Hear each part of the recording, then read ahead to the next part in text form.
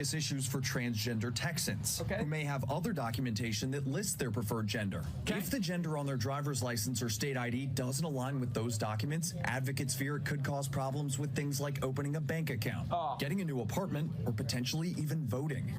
Why? I'm Jenny Lee. The ACLU.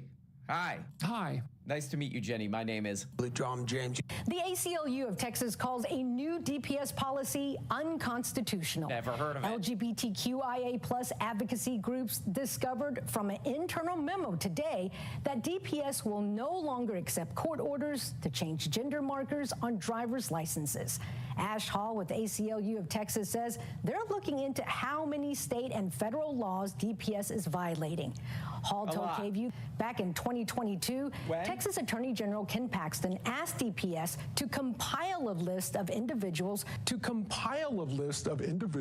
who changed their gender on their Texas driver's licenses. Okay, is this a tech check story? Yes, it is. It involves email. Hey, it counts. Okay, so what the hell is this? Oh, yeah, in Texas. In the great state of Texas. Here in the great state of Texas, we like to ask, you think Margot Robbie takes a dump? Shut up, man. Hey, shut up, Patrick. So this is in the great state of Texas where there's some guy in the Texas government, some weird guy, he's doing some little dumbass bullshit to harass and to make the lives harder of transgender people by, what is this stupid thing? You can't change the gender on your driver's license. Oh, wow. Yeah, really doing some great work. Making lives of people who already have a very challenging life even harder. Thank you. But there's an update on this story. Oh, this happened like a month ago, and there's an update. I'm just going to go ahead and assume that this is going very well. And the story that I'm about to read is going to confirm that. Okay, this is from KUT in Austin, Texas. Part of the policy change, this is just from a couple days ago. Part of the policy change involved the agency setting up an internal email address. Ooh, whoa, that sounds very technical. Employees were instructed to email this address anytime an individual uses a court order to request an update to the sex listed on the driver's license. The policy change was a major blow for transgender Texans who want their identification documents to match their gender identity. Okay, great. So they set up this email so that people could, report these people. These people who are just trying to live their lives. And what happened?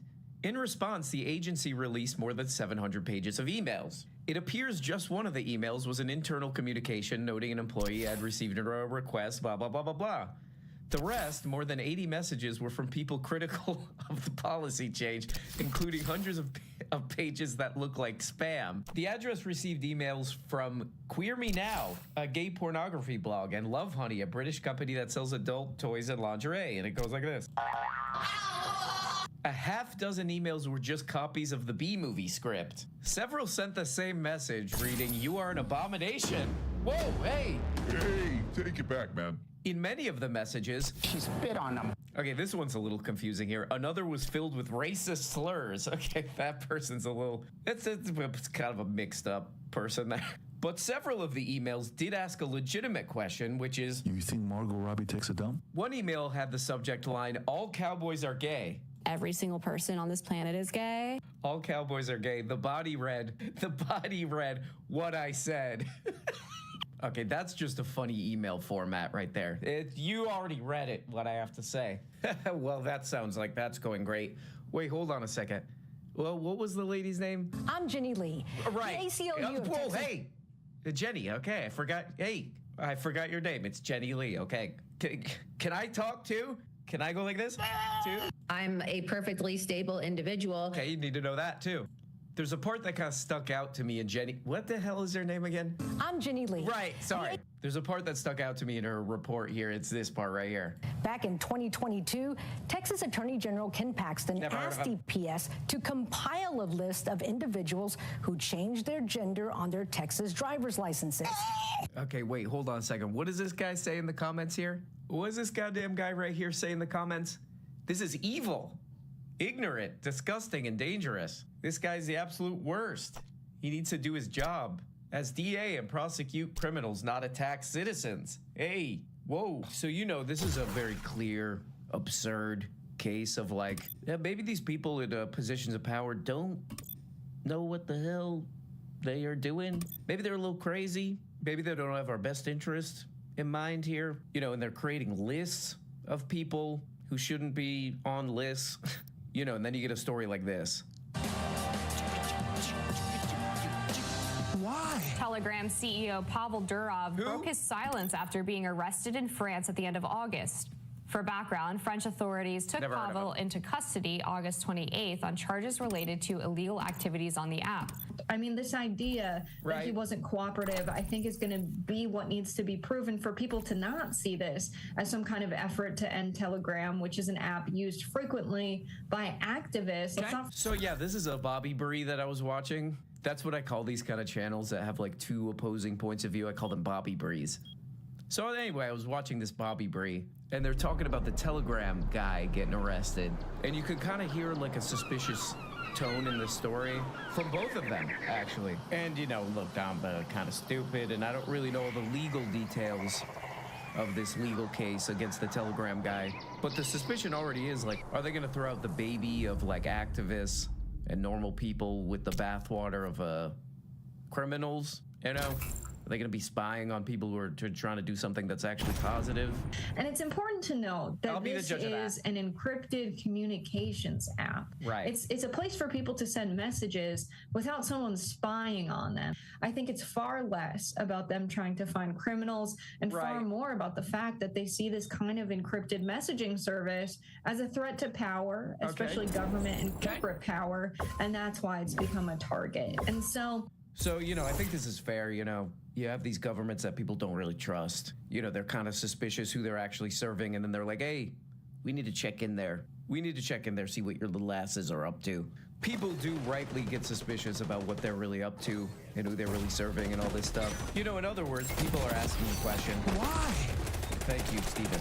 People might be in those encrypted chats asking the hard questions like, You think Margot Robbie... you know what? I'm going to put a link to a podcast that I'm a fan of that's going to cover this in the next couple of weeks in a little more detail.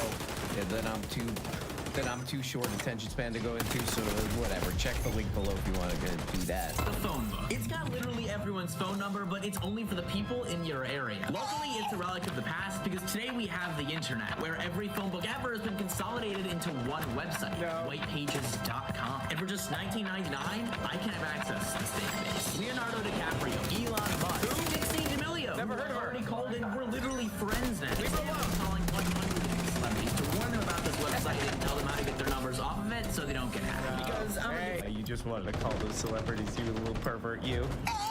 Ooh, I like that guy's little Such a crazy editing. Okay, but this is another story that's kind of interesting because I think this is going to be a big point of contention and dispute. And for a very long time, it's like data privacy and all this stuff, just like with the last story. In this next tech check story, what the hell is the thing called? Tech check. This next tech check story, it's kind of along the same lines as the last thing. Yeah, let's take a look at that. Okay, this story is about White Pages. White Pages is the latest data broker to be sued for allegedly flouting laws, barring the publication of home addresses and other personal information belonging to judges, police officers, prosecutors, and other law enforcement. A retired West Virginia police officer filed a class action lawsuit against the company late last month for publishing his home address, a violation of a 2021 West Virginia statute known as Daniels Law. Yeah, so I found this in an article from Tech Dirt, or as I call it, Tech Toilets. Tech Pendejo. What is the goddamn article called? Ex-cop wields law that only protects cops to sue data broker for selling his personal data. So yeah, if you read this article, it kind of has the same suspicion as expressed in the previous Bobby Brie that I was just playing. Where the writer of this article is like, why do the cops have special privacy protections that normal people don't? But wait, hold on. What's the name of the police officer who's suing White Pages? Enter retired police officer Michael Jackson. MJ? MJ, known for his famous singing style where he would go like this. So yeah, this has been a thing for a while, and this is only going to get more intense. Yeah, this is part of the internet and technology. We don't really know the full implications of this. Having so much data on people and spying on that data and all that communication. How much of that is going to be used to actually go after criminals, and how much is it going to be to kind of, like Bobby Brie was saying, keep an eye on activists and all this kind of stuff? How much of it is going to be used for this? And exactly how much is it going to be used for this? She spit on him. Well,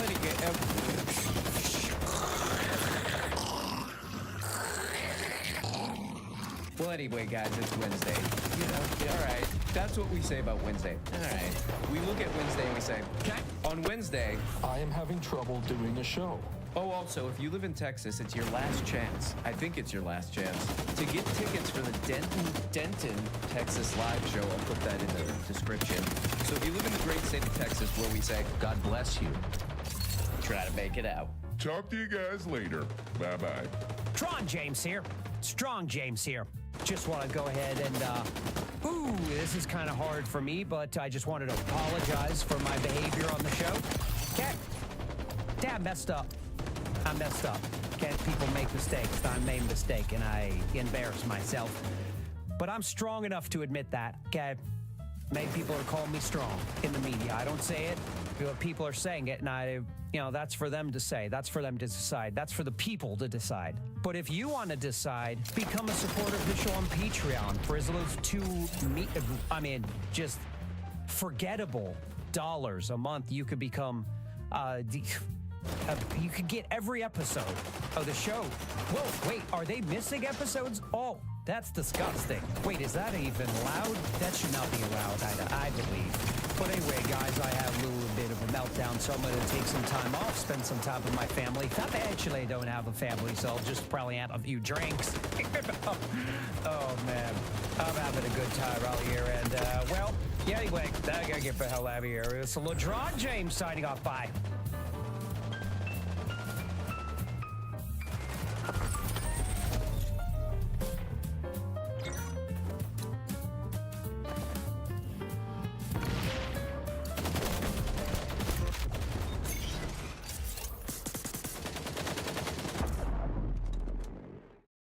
If I had to sum up today's entire video in a single word, it would be closure. America's favorite comedian has come back with one final Netflix special to see if she can answer the question once and for all, is she still a terrible human being? And seeing as the stand-up special has been unanimously despised and is already being considered one of the worst of the year despite only being out for like a day, I'm gonna have to go ahead and say yes. Ellen DeGeneres seems like she's still pretty much a terrible person. But where this stand-up special may fail in the comedy department, it does serve as a master class for how not to take accountability, how to make yourself seem like a victim of a scenario that you created, and how to go through one of the biggest celebrity downfalls I've ever seen and somehow learn absolutely nothing from it. So today, we're not only going to watch Ellen DeGeneres' new stand-up special, we're also going to have a little bit of a fact-checking session where we'll see, is her version of events the truth, or when you look back at what exactly happened, is it actually so much worse than any of us remember? But first,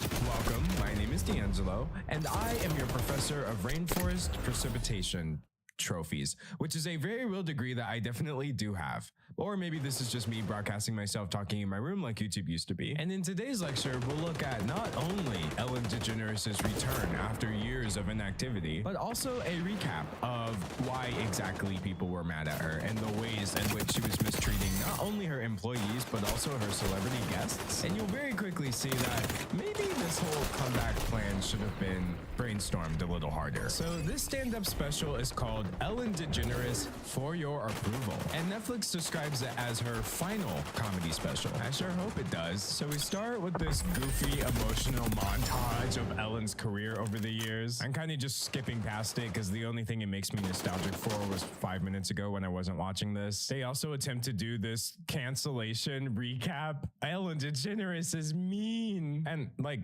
honestly, could you just get to the part where you make a joke?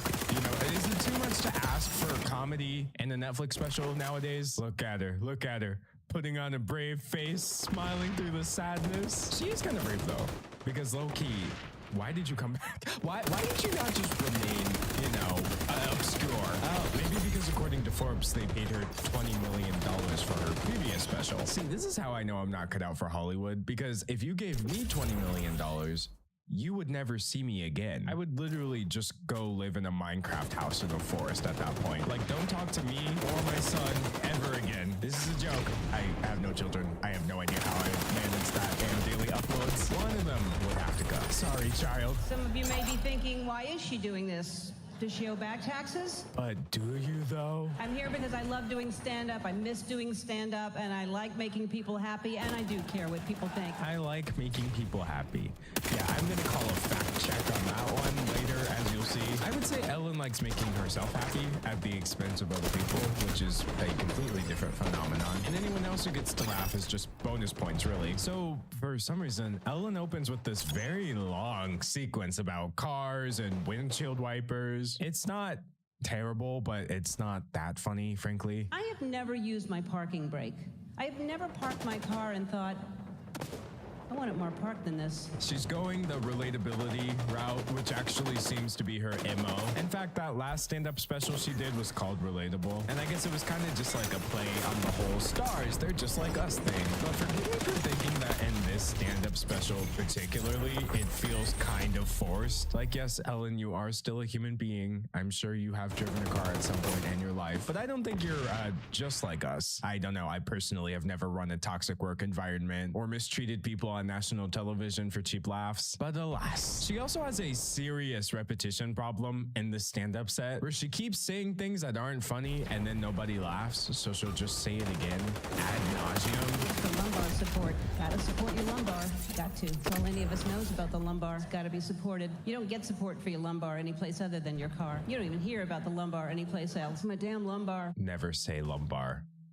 Ever again. All right, well, let me catch up on what's been going on with me since you saw me last. Okay, cool. It's only been 13 minutes. Look, I know a comedy special is not a YouTube video in that there's a metaphorical point to get to and you should do it as quickly as possible. But if you're gonna spend, 13 minutes riffing about cars and playing emotional footage of you being canceled, could it at least be funny or interesting? I got chickens. Scientists have discovered that chickens dream. Now listen, I love animals more than anyone, but I think we could take the scientists working on chicken dreams and move them on over to climate change.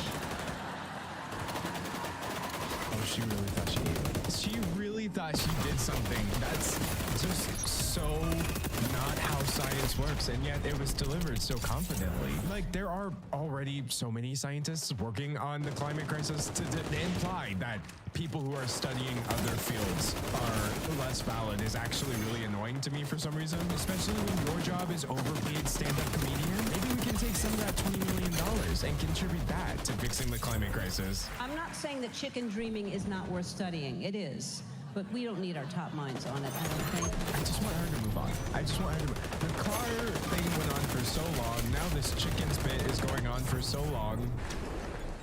Oh yeah, I got kicked out of show business. All right, now we're getting into the meat and potatoes. Can't wait to hear Ellen tell us from her stage on Netflix how she was kicked out of show business. Yeah, because I'm mean. Yeah, you can't be mean and be in show business. They'll kick you out. No mean people in show business. Yeah, y'all heard I was mean. Everybody heard that I was mean. Everywhere I go, I know everyone's heard that I'm mean. This is an excruciating watch. And it's like, I don't even really feel sorry for her because this feels very self-inflicted. I came across a headline that said how Ellen DeGeneres became the most hated person in America. It's a horrible thing to say about somebody, and to make it worse, there was no trophy, no awards banquet, nothing. All right, let the victimization begin. You know what, though? I will say this. Obviously, Ellen DeGeneres by no means deserves to be the most hated person in America, but can I point out the obvious and say that she wasn't? Like, sure, some cracked article might have said that, but come on, Ellen. I just find it kind of hard to buy into this narrative that, like, everyone was being mean to Ellen, actually. Yes, many very loud people were taking it way too far, as people tend to do. But I feel like when you genuinely make a mistake and then people start relying on hyper focusing on the people who were being the worst to you oftentimes winds up being a really convenient excuse to ignore the valid criticism. And that is what I feel like I'm hearing in the stand-up special. My therapist said, Ellen, where do you get this idea that everyone hates you? And I said, well, New York Times, Washington Post, Entertainment Weekly, Us Weekly. I think Elmo may have said something recently on an episode of Sesame Street. Reducing the criticism coming from these mainstream sources as everyone hates me is absurd. You know what? Let's just go ahead and perform our first fact check right now. So Entertainment Weekly seemed to focus on the former and current employees who called you out for the toxic work environment you were fostering, with Us Weekly highlighting that these staffers claimed they'd faced racism and fear. The New York Times seemed to point out the fact that you got investigated because Warner Media decided to review your workplace since employees were complaining about discrimination and mistreatment. A lot of this everyone hates me nonsense seems to be a little more specific than that. Seems to have some people here who were actually victims of the environment you were creating. I mean, I guess at most, Washington Post said Ellen DeGeneres turned kindness into a brand. Now the brand may bring her down. But I mean, again, far cry from actual hatred. So focusing on the hatred that you were getting seems like a very convenient way to avoid taking responsibility. But you know, she's still got 50 minutes left for some reason. So maybe she'll get to it, narrator. But she would not, in fact, get to it. We played tag, and I would chase people down the hallways. I would chase them all around the studio, and I would scare them all the time. I would jump out. I would scare people because I would love to do that. And, you know, hearing myself say this out loud, I realized I was chasing my employees and terrorizing them. I can see where that would be misinterpreted. All right, so if she wants to get into specifics, I say we do the same thing. What exactly did the BuzzFeed News article that brought this all to a boil have to say about what Ellen was doing? Was she just playing tag and having fun with her employees? Or were you having your employees' managers instruct them not to speak to you if they saw you around the office? And I wonder why Ellen didn't want anybody speaking to her. Maybe because it allowed her to take zero responsibility because no one could confront her with how these executive producers and managers were acting. These producers are singling out black employees, saying things like, oh wow, you both have the same hairstyle. I hope we don't get you confused. Calling employees the PC police for trying to speak up about inclusive language in the workplace. And what's worse is that employees had been speaking up for months at this point, not just about racism, but poor communication regarding pay, with people getting about a week's notice that their pay was getting cut by 60% because of the pandemic. If only someone had $20 million that they could have used to support the people. No? Okay. You've got her former bodyguard coming forward and saying working with her was kind of demeaning. Ellen is the one person that I've been assigned to, and I've been assigned to quite a few celebrities that has never taken the time to say hi to me. This also goes hand in hand with Nikki Tutorials saying that Ellen was mean to her, appearing on a different show and telling the speaker, it's nice that you say hi before the show. Ellen didn't. And when asked whether DeGeneres was cold and distant, Nikki Tutorials said yes. And so when you've got people making viral Twitter threads about stories of Ellen DeGeneres being mean, I'm gonna go ahead and say Ellen DeGeneres turning kindness into a brand is a fair assessment. And you know what? It's fine. Be mean to people, you know? I mean, don't. It's so easy not to be. It's so free not to treat people like that. But regardless, to sit here and act like everyone hates you because an article called you the most hated person in America, we all know the real truth was that you are a case study for one of the biggest mismatches between somebody's public persona and the way they actually are. Unless, of course, you want to defend yourself here in this special and say that that's not how you are. But I'm not really hearing that so much as I'm just hearing, wow, everyone was so mean to me, actually. There's just something about standing around and doing this on the stage, like this performance of refusal to take accountability that is really sad. But nah, she was just playing tag. She was just playing tag, bro. So she goes on to give more details about her little workplace pranks. She would find out someone has a phobia of snakes and she would drop fake snakes from the ceiling. One person hates crickets, so they would play cricket noises behind them, etc. And this seems like a good time to point out 9 times out of 10, I can't stand prank content. I find it to be so unfunny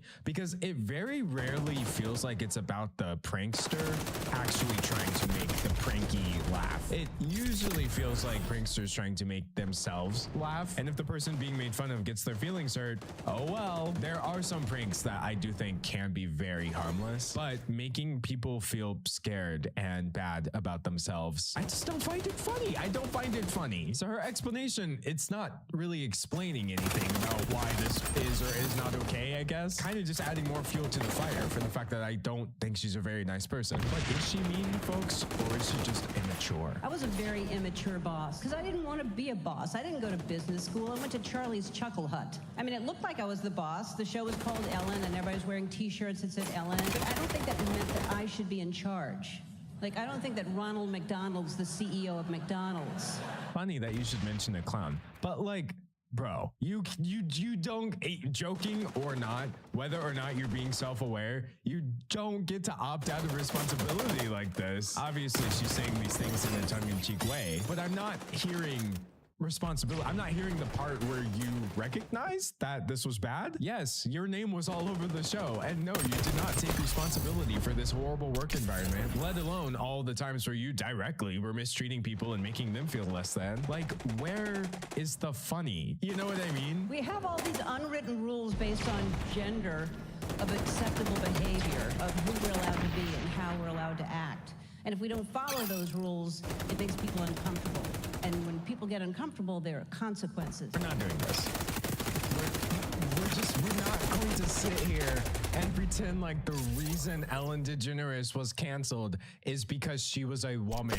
Listen, y'all. There are men in entertainment who are equally as mean as Ellen DeGeneres, or frankly, far worse. James Corden, I would say, is probably the most similar in that he has the same job, but for years, people have been alleging that he's rude. He himself has had to come forward and explain why he was making rude comments to restaurant servers. A director who worked with him called him rude, obnoxious, difficult, etc. And it's the exact same thing where it just goes on and on and on. There's all these stories, some of them alleged, some of them real, where you act real nice and chummy with everybody, but he just seems like an awful person. And guess what? James's show never ended because he was mean, right? I did not see a media controversy storm. So yeah, obviously there are double standards, none of which should exist for how men or women are allowed to act, or more importantly, what they can get away with. But why in the world would you bring up the fact that a man could probably get away with it as some sort of argument against why you shouldn't have been called out the way you were? Like, at no point does Ellen say, yeah, I understand the backlash. I think I did something wrong. I was immature because I didn't go to business school. It's not taking responsibility. It's just been excuses. And if I was a man, this wouldn't have happened to me. Like, this isn't really the feminist point she seems to think she's making here. I think, and correct me if I'm wrong, the point should be that nobody should be mistreating staffers, servers, people they're working with, etc. Not men get to do it, so why are you all surprised that I did it? Like, that's not... What? She's making a point. It just doesn't seem to support her larger angle here at all. But nevertheless, what's an audience gonna do? Clap it up. For those of you keeping score, this is the second time I've been kicked out of show business. Kicked me out before because I told them I was gay. Eventually, they're going to kick me out a third time for being old, mean, old, and gay, the triple crown.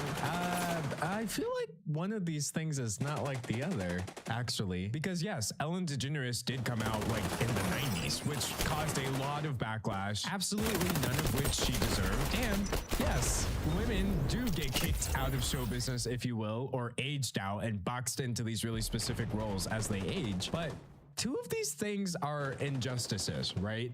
Nobody should be being discriminated against because of homophobia or ageism, but being mean is a choice. You know, it's a personal choice. You could, again, $0 to not be like this, Ellen. I just find this whole everyone's mad and mean to me because I'm mean, old, and gay. Okay, stop being mean. This mismashing of problems and things that are not problems at all, it just makes it so tricky, or she's trying to make it tricky to talk about it. But I don't think it's difficult at all. Yes, Ellen has faced a disproportionate amount of backlash because of who she is, period. But does that mean there is zero accountability for her to take the way she's doing in the stand-up special?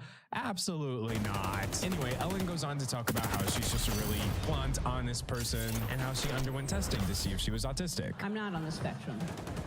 And I wouldn't care if I was on the spectrum, but I'm not. So I am on the spectrum.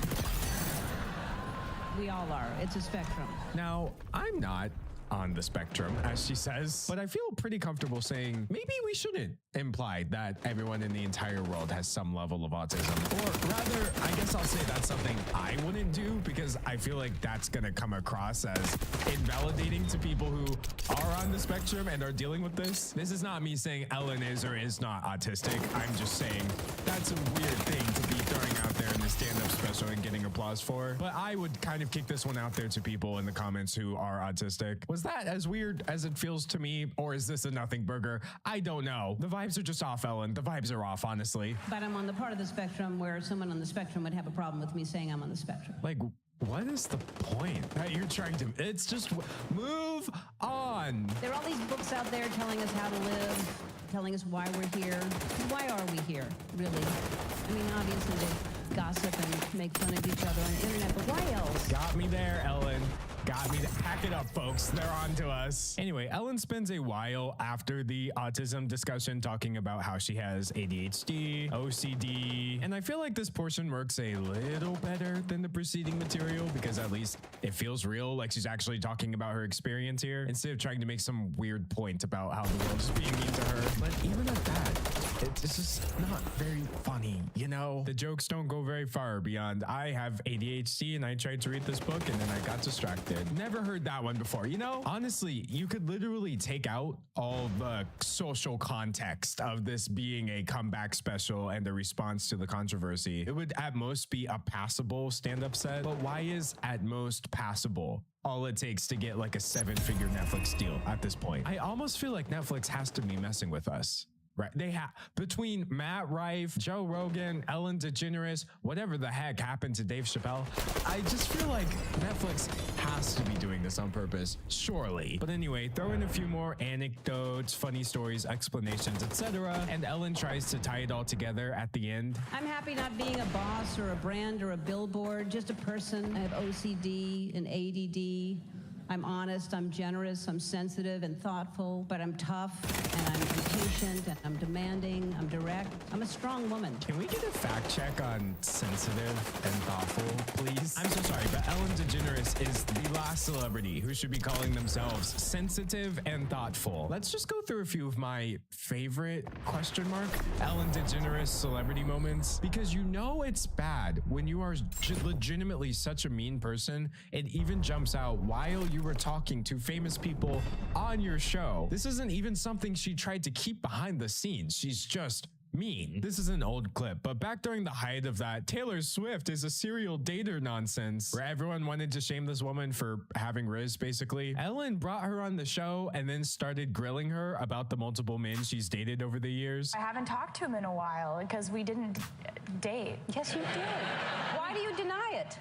Because we didn't. Oh, okay. Trying to force people to admit that they're dating on your show is one thing, but imagine driving them to the point of literally wanting to scream. Ellen starts playing this nasty game where she gives Taylor a bell, and so she starts just flashing images of her with random men, and every time they pass a man that Taylor's dated, she's supposed to ring the bell. When Taylor rings it a few times and then gets to the point where she's obviously very uncomfortable, Ellen is like, okay, you know what? Never mind. Give me the bell. I'll ring it for you. And what happens is just awful. What are you doing? Okay,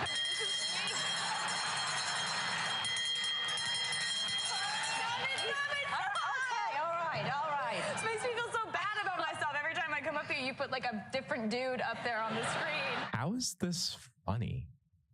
Why did anybody laugh at that? This is insane. But Ellen loves to do this, right? She loves to find celebrities who have this media nonsense being spun about them, and then she plays into it. And no matter how invasive it is, no matter how bad she makes them feel, it's like she wants them to lose their composure. This is just disturbing television content, frankly. And like, it goes so much deeper than playing into misogynist rhetoric about Taylor Swift's dating history. There was one point where people were speculating whether or not Mariah Carey was pregnant, but she was choosing not to reveal this information because that's none of our business. But Ellen wanted to make it not only her business, but everyone's business. Let's toast to you not being pregnant. If you're not pregnant, Oh my goodness. I can't believe that. Handing a woman alcohol and saying, if you're not pregnant, then drink it on national television is insane. people are saying that you're pregnant. There's rumors. Don't discuss that. Who gets a kick out of putting people on the spot like this? Like, again, it takes a very specific kind of person to find this funny. This isn't about making Mariah Carey laugh or having her be in on the joke. It's about humiliating her and trying to coerce information out of her that she doesn't owe you in front of a live studio audience, no less. It's really gross how these people, like, Mariah can't really do anything that makes her seem unhinged or aggressive or angry, etc., because then people are going to start jumping to that. To be clear, she was well within her right to react any kind of way. display, and nobody should be calling her angry, etc. But you know that's what people are going to do. We know that's why she didn't really make a big deal out of it, even though this was disgusting behavior. The details that Mariah Carey revealed after the fact are awful. Carey was forced to announce her pregnancy. She miscarried soon after. I was extremely uncomfortable with that moment is all I can say, and I really have had a hard time grappling with the aftermath. I wasn't ready to tell anyone because I had had a miscarriage. And if that doesn't highlight why we shouldn't be pressuring people to reveal they're pregnant or not pregnant, I don't know what does. But I wasn't done. This is, again, tip of the iceberg type stuff. This is legitimately disgusting. Speaking of you and your underwear, let's talk about the paparazzi shot in Bora Bora. Justin Bieber was at a private bungalow and he got photographed nude, and this was leaked. And so bringing this up by itself would already be disgusting enough, obviously. Because why are we discussing this on TV? But y'all, why did she display the pictures on the screen behind him? Why did she pull up Justin Bieber's nude leaks and show them on national television in front of him? How did you not see that there was paparazzi there? Justin Bieber looking back at his own leaked photos on a giant display while trying to remain cool and fend for himself against why he should have taken more responsibility for that. What? Well, I just didn't see them. I think I wasn't really looking out for them either. And don't forget Ellen's classic, you owe me all of your personal information. I mean, you can say, why can't you say you're dating somebody? I'm not dating anyone, though. She's just a friend? She's just a friend. Wow. Honestly, even if she was right, why are you trying to get people to admit things that they're not uncomfortable with on national television? Also, if you thought people's nudes or pregnancy or dating history was a lot, what about people's children? Well, it seems like you're busy with something because you're forgetting to cut your son's hair. Look at him. He is beautiful, but look at his hair. When are you going to cut that hair? Celine Dion stands up for herself and her child here, which I think is really dope. I do not blame the celebrities who didn't say anything because, again, you got to appear nice on national TV, right? But nah, Celine was like, I do not have time for this. Do you have a problem with that? The long hair? Do you know that Renee Charles makes his own decisions most of the time? Renee Charles is your son's My name? son, Yeah. I'll cut it. And then when I cut, they say, oh, you know what? It's a little too short. Yeah. And anytime Ellen gets called out, she just goes into like robot mode where she's like, yeah, okay. Oh, really? Yeah, no. It's bizarre. In fact, no discussion about Ellen DeGeneres is complete without the iconic interview that Dakota Johnson gave, where Ellen, once again, tried to put somebody on the spot, but Dakota was like, pause. Because what if I just called Ellen DeGeneres out to her face on her own show? You turned 30. I did. And how was the party? I wasn't invited. Actually, no, that's not the truth, Ellen. You were invited. Last time I was on the show, last year, you gave me a bunch of about not inviting you, but I didn't even know you wanted to be invited. Ellen is going to try all her tricks of like diffusing and denying or just pushing through it by saying, yeah, okay. But Dakota is like, nah, fam, not today. Well, I didn't even know you liked me. Of course I like you. You knew I liked you. You've been on the show many times. But I did invite you and you didn't come. If I was in Ellen's seat at this point, I think I would have evaporated. I would have disintegrated. Thanos would have just snapped me away. This time you invited me? Yeah. Are you sure? Yeah. How do you know? I don't think so. Ask everybody. Ellen was taking advantage of the norm for celebrity culture at the time when her show started, which was that no amount of mistreatment was enough to justify a celebrity speaking up, right? You have to tolerate things, you have to put up with it because you in some weird way deserve it because you're famous, etc. But now in a world of younger and younger celebrities, and now of course we've got our Chapel Roans, etc., this stopped flying. It stopped working, you know, and that is why I really believe Ellen DeGeneres' career came to an end. The mean, nasty streak that ran through the show, regardless of how many good, wholesome, important moments she had, that could not really coexist in an environment where people actually felt free to speak up for themselves and say, hey, you're lying, or this is bullying, or why are you doing this, etc. Trying to spin Dakota Johnson as some sort of bad friend, like, oh, you didn't invite me. When you've received multiple invites, you know this. You just chose not to show up. It's just weird behavior, and I'm glad that we saw an example of it not working. Ask Jonathan, your producer. Who said you were? I was invited. Why didn't I go? I don't know. Ellen's shtick falls apart so quickly that she runs out of denials and she actually just has to admit, okay, fine, maybe you did invite me. No, I think I do remember I was invited. Thank you. Ellen's just sad, y'all. She's just sad, but she's not just sad. I'm a strong woman.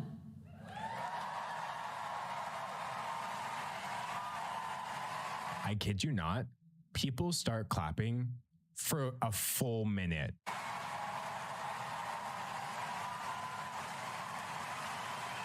Like, it literally just goes on and on and on and on. And then people start standing. I'm sorry, this did not deserve a 60-second standing ovation. To call yourself a strong woman in a stand-up special in which you were incapable of taking any responsibility for anything that you did, and to get applauded for it on stage while saying you have been kicked out of show business. Really, Miss DeGeneres? Really? This is what we're going with. Thank you so much. I'm proud of who I've become. Who did you become? Who did you become? Ellen, please explain to the class quickly. So after a lifetime of caring, I just can't anymore. So I don't. This is pathetic. How were you gone for 4 years and you didn't do like a millisecond of self-reflection? Not even so much as a smidgen of introspection. You're just like, nope, everyone was wrong and I'm gonna come back and collect a check about it, and that's the end of the story. What a way to go out on your last comedy special, no less. Talk about going out sad. Honestly, she's right to leave. Like, don't come back, please. Hey, did you not hear me? As if there wasn't enough pointless clapping. This goes on for way too long as well. Like, just cut it out of the special. If you have enough time to hire somebody to edit together a boo-hoo montage of all the articles that were calling you mean or whatever, edit this out. This is just bad. I have been able to travel and do this and see the love and support that is still there for me. So you have been workshopping this set? Where? In front of a computer playing a laugh track? Like, what human being was giving you positive feedback on this? Man, she just cannot leave this stage. Get off the stage, Ellen. Please, leave. Okay, thank you. It's like a compulsion, honestly. But, yeah. And listen, I do have to acknowledge the elephant in the room. Humor is not meant to be intercut every few seconds with a sarcastic guy pointing out how the jokes aren't funny. But I promise you, watching it just straight through by myself was the exact same experience. The stand-up special wasn't funny. It was obviously an exercise in trying to reclaim the narrative a little bit, but all Ellen has done is really prove everybody right. She is who people thought she was. She's just mean. She doesn't see this as something to change, something to work on. She doesn't even see why she should have been called out in the first place, because other people were getting away with it. And really, if she wants to live, I guess, in this delusional world where that was a successful stand-up special, go off, I guess. But from over here, it was giving nothing but desperation, deflection, and an audience who probably would have clapped and laughed no matter what she said. But that's my take on the situation. Dave's take on the situation is that I have no room to criticize Ellen because I too am running a toxic work environment. But I've tried to explain that a 50-50 split doesn't really make sense when I do all the talking, but we're working on it. And I'm of course excited to hear your take. I mean, this is the part of the video where a layman would ask you to subscribe, like the video, and leave a comment, but I will ask you to enroll, evaluate the video, and submit your feedback. Because I am of course running a 100% completely, totally, all the way, okay, maybe not really, somewhat unaccredited university. Probably. Just ask anybody in the student body and they'll confirm it for you. We're totally legit. And as for me, whether you'll see me in 24 hours or 24 months is honestly anyone's guess, but until then, thanks for watching. Your homework for today is to leave a comment funnier than Ellen's entire stand-up special. Hint, hint, you could literally write anything and pass this one.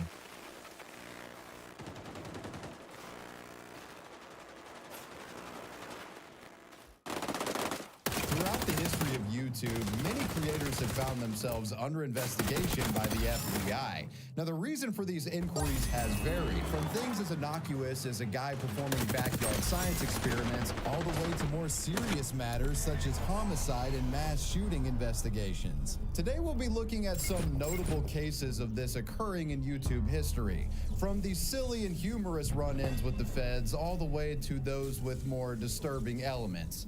These are the YouTubers investigated by the FBI. The purpose of my channel is not to go out there and show everybody how cool I am by kicking in doors and taking people to jail. Picture this, you're a small YouTuber doing your thing, and you find a random account that has posted a comment that's, let's just say, concerning. So it could just be a shit post, a troll, some nefarious shit stirrer trying to get people riled up. But this time you decide you're not taking any chances and you do your due diligence and report the comment to YouTube because something about it just didn't sit right with you, and you even report it to the FBI. And then, months later, you find out that the name of the account who made that comment had just gone on to commit a mass murder. This is the story of Ben the Bondsman and his report of mass shooter Nicholas Cruz. Ben the Bondsman, real name Ben Benight, is a small YouTuber from D'Iberville, Mississippi, with a little over 10,000 subscribers. He created his channel on December 11th of 2011 and has had over 2 million total views in his time on the platform. Ben's channel mostly centers around his work as a bail bondsman for AFAB bail bonds in D'Iberville, Mississippi. He's definitely not one of those fake channels who pretends to be a bondsman and hires actors to be his bounties. This dude is the real deal. A majority of his videos consist of Ben explaining what it's like to be a bounty hunter, while also trying to correct the cliches and stereotypes that tend to plague the bail bondsman occupation. People have this idea that we're out there chasing these $1 million, $2 million bonds and making hundreds of $1,000s a year, and that's just not the case. Your average bond, in my area anyway, is anywhere between $1,500 and $10,000. I probably spent 100 of that in fuel and in skip tracing websites and different things like that. So you got 2 or 3 guys, because you never want to go on your own. You're gonna split $50 between 3 guys. There's no money in that. The man also makes videos where he tells stories from the arrests that he has participated in and the danger that comes with those situations. Kind of like a story time video, if you will. I asked the girl to stand up, and I start pulling my handcuffs out, and she flips out. I mean, she goes nuts. She jumps at me, I grab her, and the other male agent that's with me grabs the other side of her, and she's kicking and flailing. I'm having a hard time keeping a grip on her. I mean, this girl was cranked up on something. I mean, you could tell she was high. I think it was meth. However, it would be one particular incident that revolved around his YouTube channel that would get the FBI's attention. And this would center around a school shooter. The event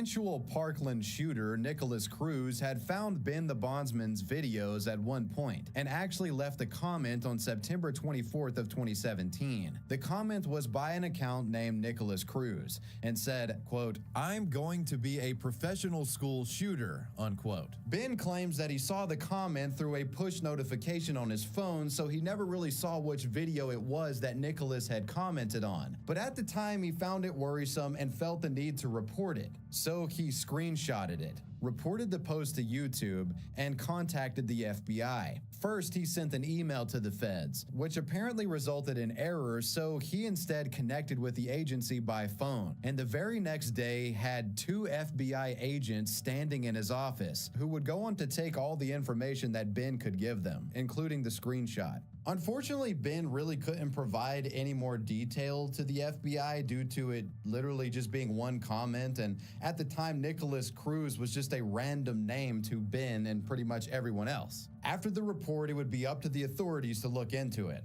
Fast forward to February 14th, 2018, and the name Nicholas Cruz went from the random name of a YouTube account to the name of the shooter responsible for the Parkland shootings, where he entered Marjorie Stoneman Douglas High School in Broward County while wearing a gas mask and opened fire on a mass of students after pulling the fire alarm. Nicholas would claim the lives of 17 people during this incident. That day, the FBI would then immediately get back in contact with Ben, one from his local office and one from the Miami field office. This is a voicemail transcript that Ben has made public. It's a voicemail left by the FBI, and as you can see, the iPhone has transcribed it here, and it's probably not perfect, but I'll still read it. Hi, Mr. Benight.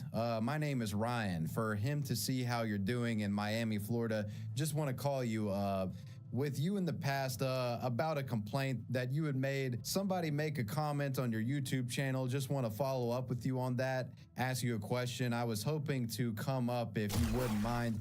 Give me a ring. I'm getting my cell phone number.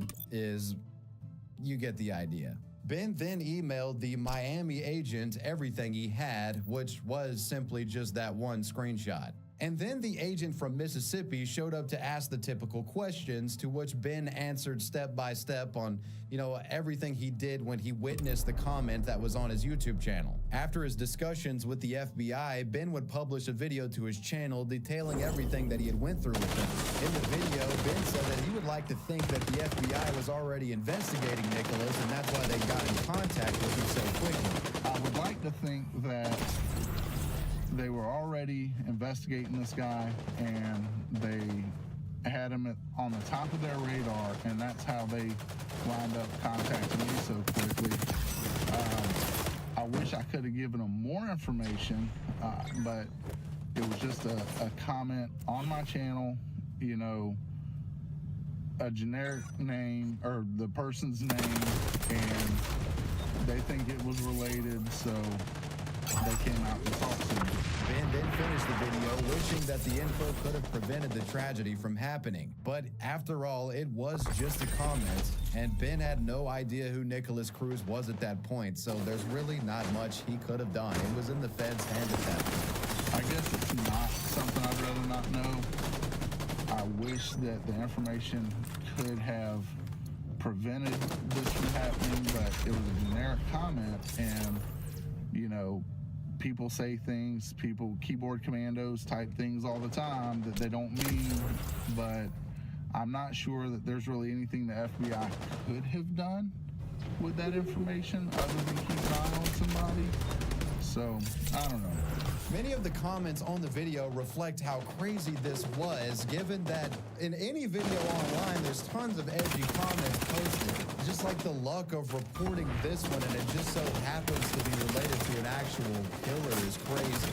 There were also a few comments that were frustrated by the FBI's apparent lack of initiative. I'm not going to lie, you see so many edgy teens saying stupid shit on the internet that you start to become desensitized to all of it. I can't say I would have reported it at the time, but I'm glad you did, obviously, in hindsight. The FBI dropped the ball on this when you first made the report. Good for you for reporting it. God bless us all. Later, a statement released by Jackson FBI field office spokesman Brett Carr read, in September of 2017, the FBI received information about a comment made on a YouTube channel. The comment said, quote, "I'm going to be a professional school shooter," unquote. No other information was included in the comment, which would indicate a particular time, location, or the true identity of the person who posted the comment. The FBI conducted database reviews and other checks, but was unable to further identify the person who posted the comment. Ben absolutely did the right thing, and it's a shame that the FBI wasn't able to track down the account owner before the incident in Parkland. But good on the guy for making the report nonetheless. The YouTuber would receive a lot of attention from the media due to this situation. NBC, New York Times, BuzzFeed, etc. And there would be many criticisms made towards the feds, given that there were warning signs. As for Ben, he would continue to upload to his channel, his last upload being on June 17th of 2022. And as for Nicholas Cruz, he was sentenced to serve life in prison without any chance of parole. Whoa, man, how did you find my top secret FBI commissioned video editing bunker? While I got you here, I might as well talk about today's sponsor, Fume. Fume is a flavored air device perfect for anyone trying to break a bad habit. Now, for me personally, when I'm locked in here at the editing station drinking some coffee, usually my brain starts to have some, let's just say, cravings for something else. And that's where Fume really comes in for me personally. Fume keeps my hands busy. You know, you got something to hold and twist around and make sounds. And you can also... For the sake of argument, come at me in a public situation. If I had to defend myself outside your apartment, here's a question, though, we've seen all over social media. Many folks posting this photo of a blonde man holding a gun, asking why we're not showing the real photos of the suspect. Well, that's because this man is named Sam Hyde. He's a YouTube comedian. Strangely enough, I believe that this is the first time that I've ever discussed Sam Hyde here on the channel, but fuck it, why not start with his run-ins with the feds? Anyone who has spent any bit of time on websites like Reddit, 4chan, or Twitter have likely run into this particular photo. It's an image that has been used by cheeky internet trolls for many years now to falsely implicate Sam Hyde of committing mass shootings. A form of gallows humor that has inadvertently led to Sam himself being visited by the FBI at least once. So how did the Sam Hyde shooter meme insanity all begin?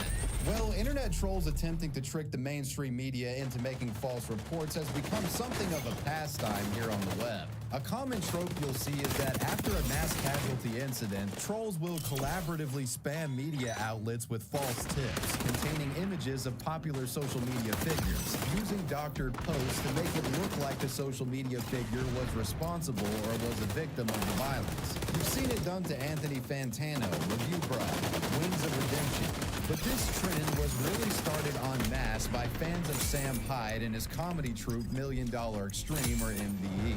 The earliest archive I can find of Sam being associated with mass shootings comes from this anonymous post published to 4chan's R9K board back in 2015. It involves some cantankerous fan of Sam posing as him, essentially taking credit for the 2015 Colorado Springs Planned Parenthood shooting. Hey R9K, I'm currently on the way to Colorado Springs and I intend to take care of this liberal shithole myself. America is turning into a liberal shithole with Black Lives Matter and more shit like Planned Parenthood. It's time someone took a stand and did this. I'm not going to say what I'm going to do, but it'll be magical and will have an impact on Obama's future policies. It's time someone brought back conservative values. I will be the one making it happen. If you live in Colorado Springs, don't go out tomorrow. This was like the proto version of the modern Sam being the shooter meme, you know, attaching Sam's likeness to some politically charged schizo post alluding to violence. You get the idea. Now, with the genesis out of the way, the Sam Hyde shooter meme really began popping off in 2016, after MDE released a YouTube video showcasing Sam and fellow MDE member Charles Carroll shooting a small arsenal of guns, with the two cracking ominous tongue-in-cheek jokes and Sam making various quips about self-defense situations and allusions to violence in a sarcastic tone. Oh, yeah. Hey, you got nice knees. I'm gonna have to back down. You're an alpha, man. I don't want to fight. If I had to defend myself outside your apartment, I'm watching you through your window. I have to shoot through a crowd of people to defend myself. 2 a.m. It's a self-defense situation.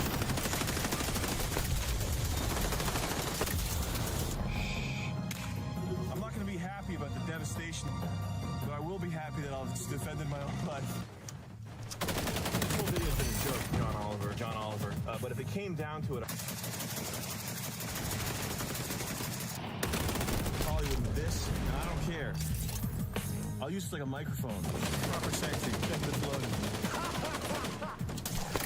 imagery and video from the shooting range would provide excellent fodder for Sam's unhinged fans and trolls alike to send to the press after real-world mass shootings, furthering the idea originally conceived in that R9K post. Soon, Sam would, online, find himself being falsely implicated as a German mass shooter, the Oregon State Community College shooter, and most notably, the Sutherland Springs church shooter. The Sutherland Springs situation actually involved trolls tricking a Texas congressman named Vincent Gonzalez to mislabel Sam Hyde as the shooter, who would then go on to report Sam being responsible for the act live on CNN, while the real killer was still unknown. It was reported to me that he's actually not from this community. Apparently, his name was released as Sam Hyde. That was the name I was given. There was the Las Vegas shooting in 2017. Sam did that one too. The Waukesha, Wisconsin incident where a driver mowed down a large group during a Christmas parade in 2021. Yep, that was Sam Hyde. Hell, this twisted meme had become so pervasive, the perpetrator of the 2022 Buffalo, New York grocery store shooting actually used pictures of Sam Hyde in his manifesto as a nod to the fucked up joke. Oh, and of course we can't forget there's the whole Ghost of Kiev thing, where internet trolls just made up this fucking fake story about Sam Hyde being a Ukrainian fighter jet pilot that killed a bunch of Russians when the Ukraine-Russia conflict popped off. Sam Hyde just kept getting away with it. Now, naturally, considering the pervasiveness of this meme and its ability to spread misinformation, potentially interfere with the efforts of authorities to identify real shooters, it has gotten the attention of the FBI before. And mostly due to the actions of some of his crazier fans, Sam claims that he has been visited and investigated by the feds because of it. In a Hyde Wars video posted to YouTube August 4th of 2019, Sam revealed that he had gotten a couple of visits from the FBI that were mostly centered around, posts of the infamous blonde-haired, black shirt, rifle-wielding image that was commonly used in the Sam Hyde shooter meme. We talk a lot about FBI stories. I don't know if you're comfortable, but have you ever? Yeah, I've gotten a couple of visits. Yeah. Yeah. Mostly surrounding the shooter meme, which is strange that they have questioned me multiple times and haven't figured it out yet. They didn't arrest me for my Twitter account or anything like that. You're just like, you got the wrong guy, buddy. Sorry. Yeah. No, I went through and showed him the shooter meme on my phone and stuff. Yeah, that must be pretty annoying. It's really not that annoying. I think it's sort of interesting. If I had a 9-to-5 job, it probably would have ruined my life. But it's not as annoying as people would imagine, I think. To this day, Sam is associated with almost every mass shooting event, a trend that doesn't seem to be dying anytime soon. At the time of me writing this video, a mass shooting in Georgia just happened, and I've already seen multiple Sam Hyde shooter memes go viral. You guys, you just can't be quenched, can you? Now, you might be surprised to find that the shooter meme was not actually the only matter Sam has been visited by the FBI for, and this other particular instance was more disturbing for him personally, it seems. So apparently the story goes that Sam got a call saying that he needed to meet with agents from the FBI. Sam naturally figured this, like the shooter stuff, was simply the feds doing their due diligence regarding online postings from him or his fans. However, what the FBI would say in the interview caught the comedian completely off guard and resulted in a subsequent panic attack. The FBI, they called and they were like, we want to interview you. And I assumed that it was because of the How to Bomb book title, or because the website had a cursor that was a crosshair of Obama or something. But I was like, yeah, this is awesome. I'm going to punk the FBI on video. This is going to be so funny. I'm going to have a hidden camera rolling, and I'm going to clown the FBI. This is going to be so funny. So I roll up to the FBI place, and they're like, do you have any contact with children? And I'm like, instantly, like the most fear I've ever felt. During an interview about the incident, Sam states he was caught so off guard that he essentially froze and looked super sus, saying all the wrong shit after being asked if you talk to kids. Instant balls inside body like fear. That's fucking terrifying. They're like, have you had any contact with children? And I immediately knew that it was something that's like not what you want to hear. I didn't understand what they meant though. They meant like, are you talking to children? And I'm like, I don't know. I make YouTube videos. Oh man. And I'm saying this as I'm sitting there, like my thought process. So I'm trying to figure out what they're asking. Yeah. So I'm like, oh, I make YouTube videos. They're like, so what kind of YouTube videos? Oh my god. Like, I'm making like child YouTube videos or something. Well, I mean, I talk to fans sometimes. Oh my god. I'm saying all the wrong shit because I'm literally trying to think of what the fuck is happening. She had submitted a tip that I was making and selling child pornography. So she got me. Sam claims that a disgruntled ex-girlfriend had sent the FBI a false tip, allegedly claiming that the man had been filming and distributing CP, a claim that seems to have never been substantiated. Sam continues to be a polarizing figure on the internet, and despite his controversial nature, is probably more popular online now than at any other point in his career, despite a quarter of America thinking he's a serial school shooter that has gotten away with hundreds of murders and dozens of violent terrorist attacks. There's 100 uses for the hangman's knife.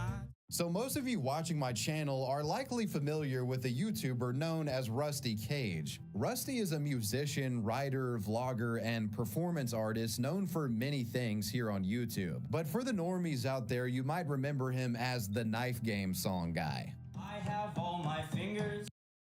I have never heard of this guy. And I wouldn't call myself a norm.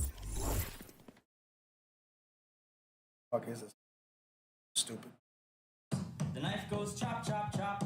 If I miss the spaces in between, my fingers will come off.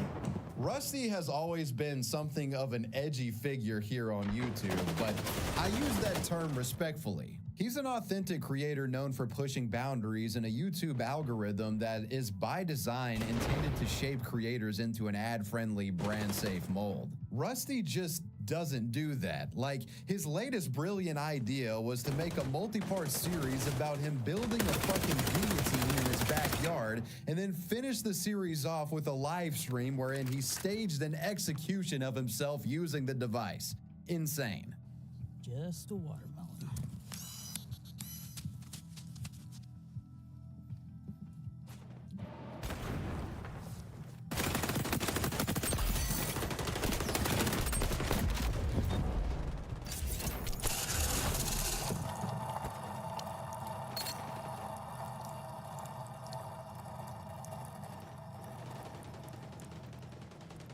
Thanks to Rusty's affinity for the edge, the man has found himself in a few controversies over the years, which brings us to the time he ended up in a law enforcement report about Nicholas Cruz and the Parkland mass shooting. On January 3rd, 2019, Rusty would upload a video titled, "I'm listed in a school shooting police report." In this video, Rusty explains that a police report had been made public documenting the cell phone records of Nicholas Cruz, who was the individual responsible for the Marjorie Stoneman Douglas High School shooting in Parkland, Florida. The police report specifically showed all of Cruz's internet searches on a cell phone chronologically leading up to the Parkland shooting on February 14th, 2018. And one of those searches, well, it was a Rusty Cage video.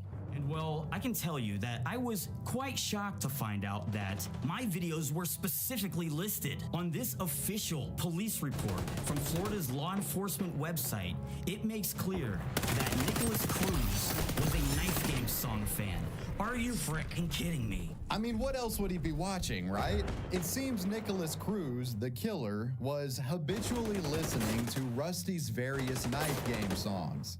Now, Rusty believes that the authorities singled out his thumbnails in this report to specifically make a point, with them using grotesque and violent thumbnails from Rusty's channel to make it seem to layman viewers or readers of the report that Nicholas Cruz was watching gory and satanic-looking videos on YouTube, despite the fact that Rusty's content contained no such gore and was all satirical in nature.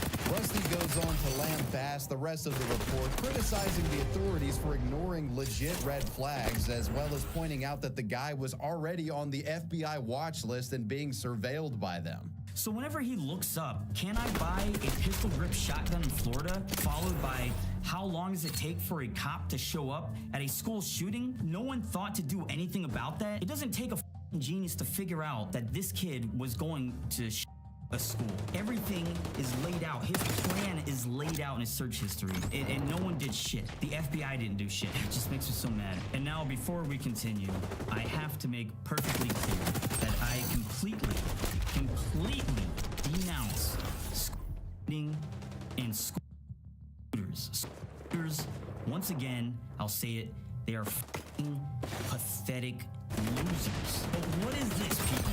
After he watches pornography, what do you think he looked up next?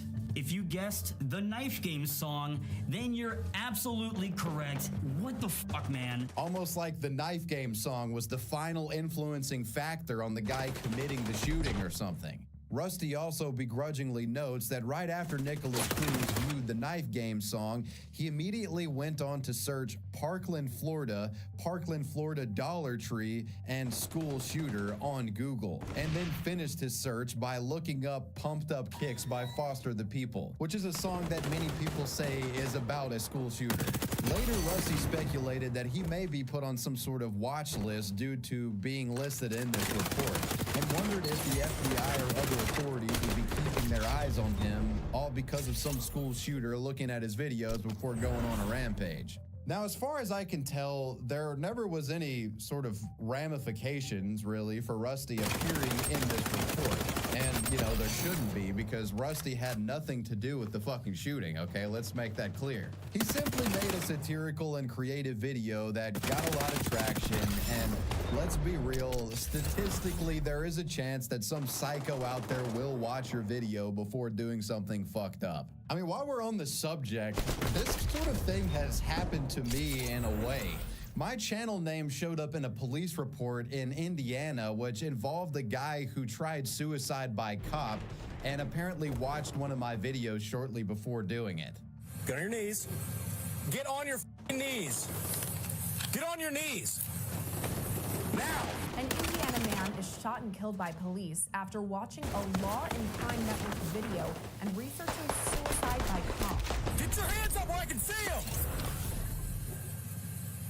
Keep your hands up and walk back to me now! According to the Sheriff's Department report, wavy web surf was one of the last things this guy looked up before perpetrating his act. Not as crazy as Rusty's situation, but yeah, I get it, bro.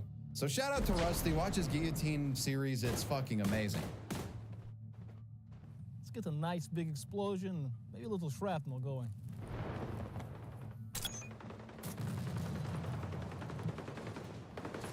Anyone with a cursory knowledge of YouTube history will most likely be familiar with the legendary YouTube channel that is FPS Russia. Hosted by YouTube Call of Duty commentator and... Honestly, dude, golden age. Golden age. When FPS Russia was popping off. There for it. There for the meme wars.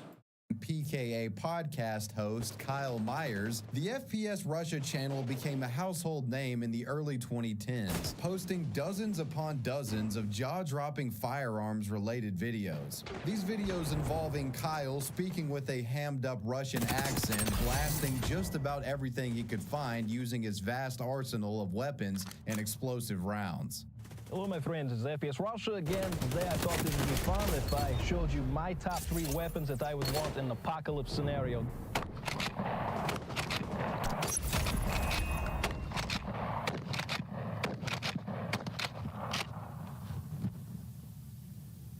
Told you they were flammable. For a time, Kyle was a larger-than-life figure and one of the most popular creators on the entire platform. But eventually, his penchant for destruction would catch the ire of the federal government when someone close to his production was killed.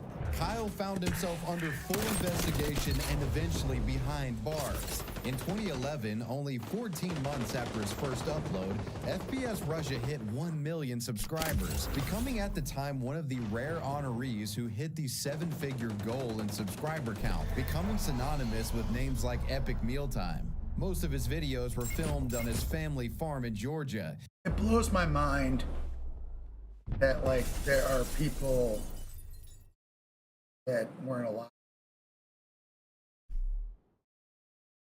My God. It was kind of magic. I'm not gonna lie. I know they're all, but I'm not gonna lie. Epic meal time. FPS Russia. What?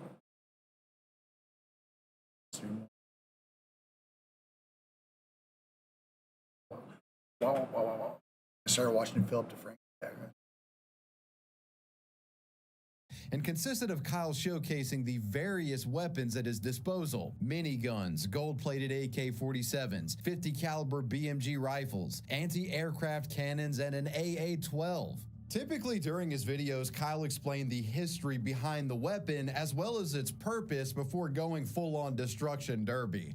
Think Hick Hawk 4.5 combined with Whistling Diesel, if that makes any fucking sense to you all. It makes sense in my head, okay? Kyle then demonstrated his weapons using dummy targets like fruit, bottles, zombie mannequins, and propane tanks, making for quite the spectacle indeed. Kyle's success on YouTube was for a variety of factors, but I think it could be summed up as, hey, you know all these cool guns and crazy shit that you can blow up in popular video games from the time like Call of Duty, Battlefield, Left 4 Dead, etc.?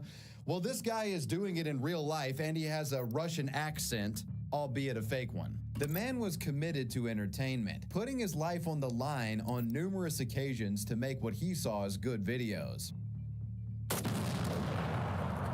Kyle's channel would continue to skyrocket. As of today, he's closing in on 7 million subscribers with almost 1 billion total views. At the time, FPS Russia was the third biggest series on YouTube, with Kyle becoming the 10th most subscribed to channel in late 2012. During the rise of FPS Russia, Kyle would also become a part of an incredibly successful podcast called PKA, with Woody's Gamertag and Wings of Redemption. But that is where I'll cease the glazing of Kyle Myers, as all of this success would eventually be halted by an FBI investigation.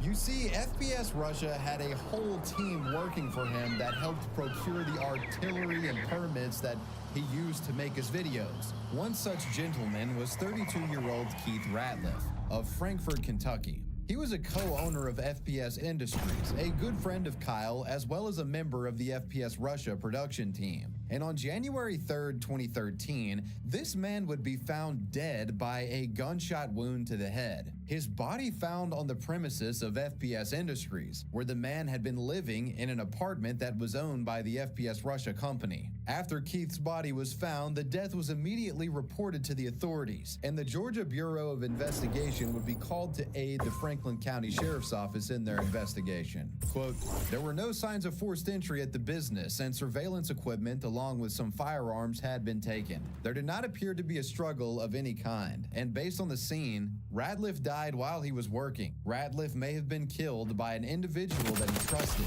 Although there were firearms found at the crime scene, they weren't linked directly to Keith's murder. Naturally, after Keith's death, there would be a full investigation on Kyle, and there were suspicions from internet sleuths as well, as a wide array of conspiracy theories suggesting that he did it popped up. However, there has never been any concrete evidence found that concluded FPS Russia or Kyle was behind the murder of his friend Keith Ratliff. The death of Keith still remains something of a mystery to this very day, shockingly enough. Other theories online suggest Keith may have been killed by an arms dealer. One of Keith's jobs at FPS Russia was to legally acquire weapons that were used in the show. Some speculate that Keith may have ventured into the world of illegal firearms dealing and crossed paths with a shady figure. Though again, there's not much evidence to support this idea, and it just seems to be people with big imaginations trying to figure out some sort of solution to this mystery. Whatever the case, despite no evidence linking Kyle to the death, GBI inquiries around the matter opened kills the I've door traded for other government agencies tonight? to do a It's full-on insane. audit of Kyle. On March 29th of 2013, 2013, the ATF and FBI launched a joint investigation on 2 properties in Georgia that were associated with FPS Kyle. It seemed despite not being able to directly link or find motive of Kyle killing his friend, the feds weren't keen on the activities taking place on the FPS Russia YouTube channel. Both agencies suspected that Kyle's FPS Russia operation may not have been entirely above board and questioned the legality of the firearms in his possession. Federal agents and sheriff's officers raided the Myers family property in Royston, Georgia, as well as the 60-acre farm in Livonia, Georgia, that was owned by Kyle's father and was infamously used in most of his videos. Now, there were contradictory statements provided on why this investigation was pursued. ATF would say vaguely that it was due to his business practices. I've even read that the ATF suspected Kyle was making his own explosives, which would be illegal if true. The Franklin County Sheriff's Office had a different story, saying that this investigation was due to the suspected murder of Kyle Myers' business partner, Keith Ratliff. Needless to say, whether this investigation was due to Kyle's business practices or the Keith Ratliff murder, neither side would find anything conclusive, as the authorities eventually determined that no illegal explosives were found and therefore no arrests would be made. Now, for a few years, it was back to normal. Kyle seemed to have escaped any serious penalty from law enforcement entities, but this wouldn't be the end of his legal troubles. In all reality, after their initial inquiry, the feds had been watching Kyle like a hawk, waiting for any justification to strike again. And you might not expect what their eventual foot in the door would be. 4 years later, in August of 2017, Kyle's residence was once again raided, but this time they would find something. The authorities tracked that Kyle had received delivery of approximately 25 grams of butane honey oil, also known as hash oil, which is a marijuana concentrate, and he got this through the United States Postal Service, delivered straight to his residential house in Carnesville, Georgia. The GBI, the ATF, and Franklin County authorities again executed a search warrant at Kyle's residence. There they found numerous firearms, drug paraphernalia, and the butane honey oil, all of which were seized during the search. On August 7, 2017, Kyle was arrested and charged with felony possession of a Schedule I substance with the intent to distribute and a misdemeanor possession of drug-related objects. Also, 50 of his firearms were confiscated due to the Gun Control Act of 1968, which prohibits illegal drug users from possessing firearms, and he was charged with possession of a firearm by a drug user, possession of a firearm with an obliterated serial number, and maintaining a drug premises, but those charges were eventually dismissed. Now, Kyle was actually able to beat the state, reportedly due to them issuing a bad warrant, but the feds picked up where the state left off, and Kyle wouldn't be able to escape the government. In 2019, Kyle would plead guilty and was sentenced on June 19th of 2019 to serve 2 years of probation and 56 days in prison within the Federal Correctional Institution in Talladega, Alabama. After serving his time, Kyle would speak about his experience in prison on the PK podcast. So Kyle, anything new in your world? Yeah, man. Yeah, I've had a real interesting time. I spent the last 56 days. Talladega Nights, legend of FPS Kyle, just having a real good time, meeting new, interesting people, learning all sorts of new and interesting techniques and skills and tactics. Friends, I hope. I mean, I'm going to see if I'm allowed to contact some of these people. We'll get to that in a little bit. But yeah, made a couple of real good friends in there. I'm not sure if I'm allowed to talk to them because we're both felons, but I'm going to find out. Worked out a ton, did a lot of running, did a lot of dieting, almost 35 pounds. Had a real good time. It was a goddamn nightmare is what it was, Taylor. As for FPS Russia, Kyle has not uploaded a video on that channel since April 16th of 2016. Many have speculated that this was due to the fallout of the Keith Ratliff murder. Others suggested that it's likely Kyle couldn't monetize his videos anymore due to YouTube cracking down on gun content. However, Kyle would actually explain the reason for the lack of uploads, saying that it was due to him being a convicted felon now and that he couldn't obtain any firearms, especially the heavy artillery that he was known for using in videos. The second is, what's the outcome of that long term, Kyle, when you come out of this? I know you're a big firearms guy, right? And this has been part of your life. I'm a felon. I can't get guns until Ever again? Yeah, until they pass some sort of law Eventually, I think eventually, like that'll come full circle. But who knows? Or maybe some state will refuse to observe federal law, or I might just go to another country. Like I'm willing to do any of the three. Really, the only place that Kyle is active online these days is the PKA podcast. And sadly, there haven't been any new updates on the Keith Ratliff murder investigation, and the killer is still at large. Today we're going to be trying to make lava for ourselves by melting down some rocks. Then we're going to pour it in the pool. We're going to see what happens if you jump on lava. Will you sink in or float back up to the top? The Backyard Scientist, real name Kevin Kohler, is a veteran YouTuber known for his videos where he records himself performing intricate and sometimes dangerous science experiments and then uploads them.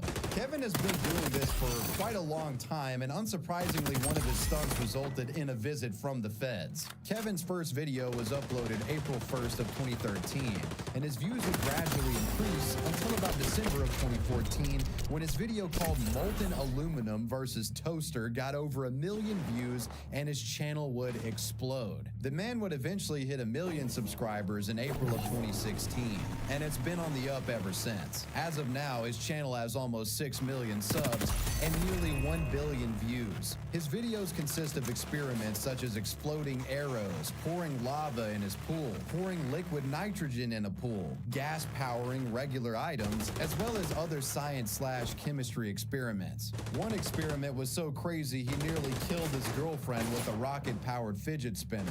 First of all, you'll notice that there's only 2 rockets left on the fidget spinner. The first rocket broke free and made a beeline right towards my car. It hit the wheel and then started ping-ponging around on the inside of the wheel well. The third rocket exploded instantly as soon as I lit it, and unfortunately it was pointed at Sandra, and it shot like a piece of gunpowder right through the plastic table, and it ended up under her ankle, and she was sitting cross-legged, so she's totally fine. She just doesn't want to play with the rockets anymore, and I totally understand that. He also made a military-grade weapon that was allegedly stolen by the United States government. 3, 2, 1.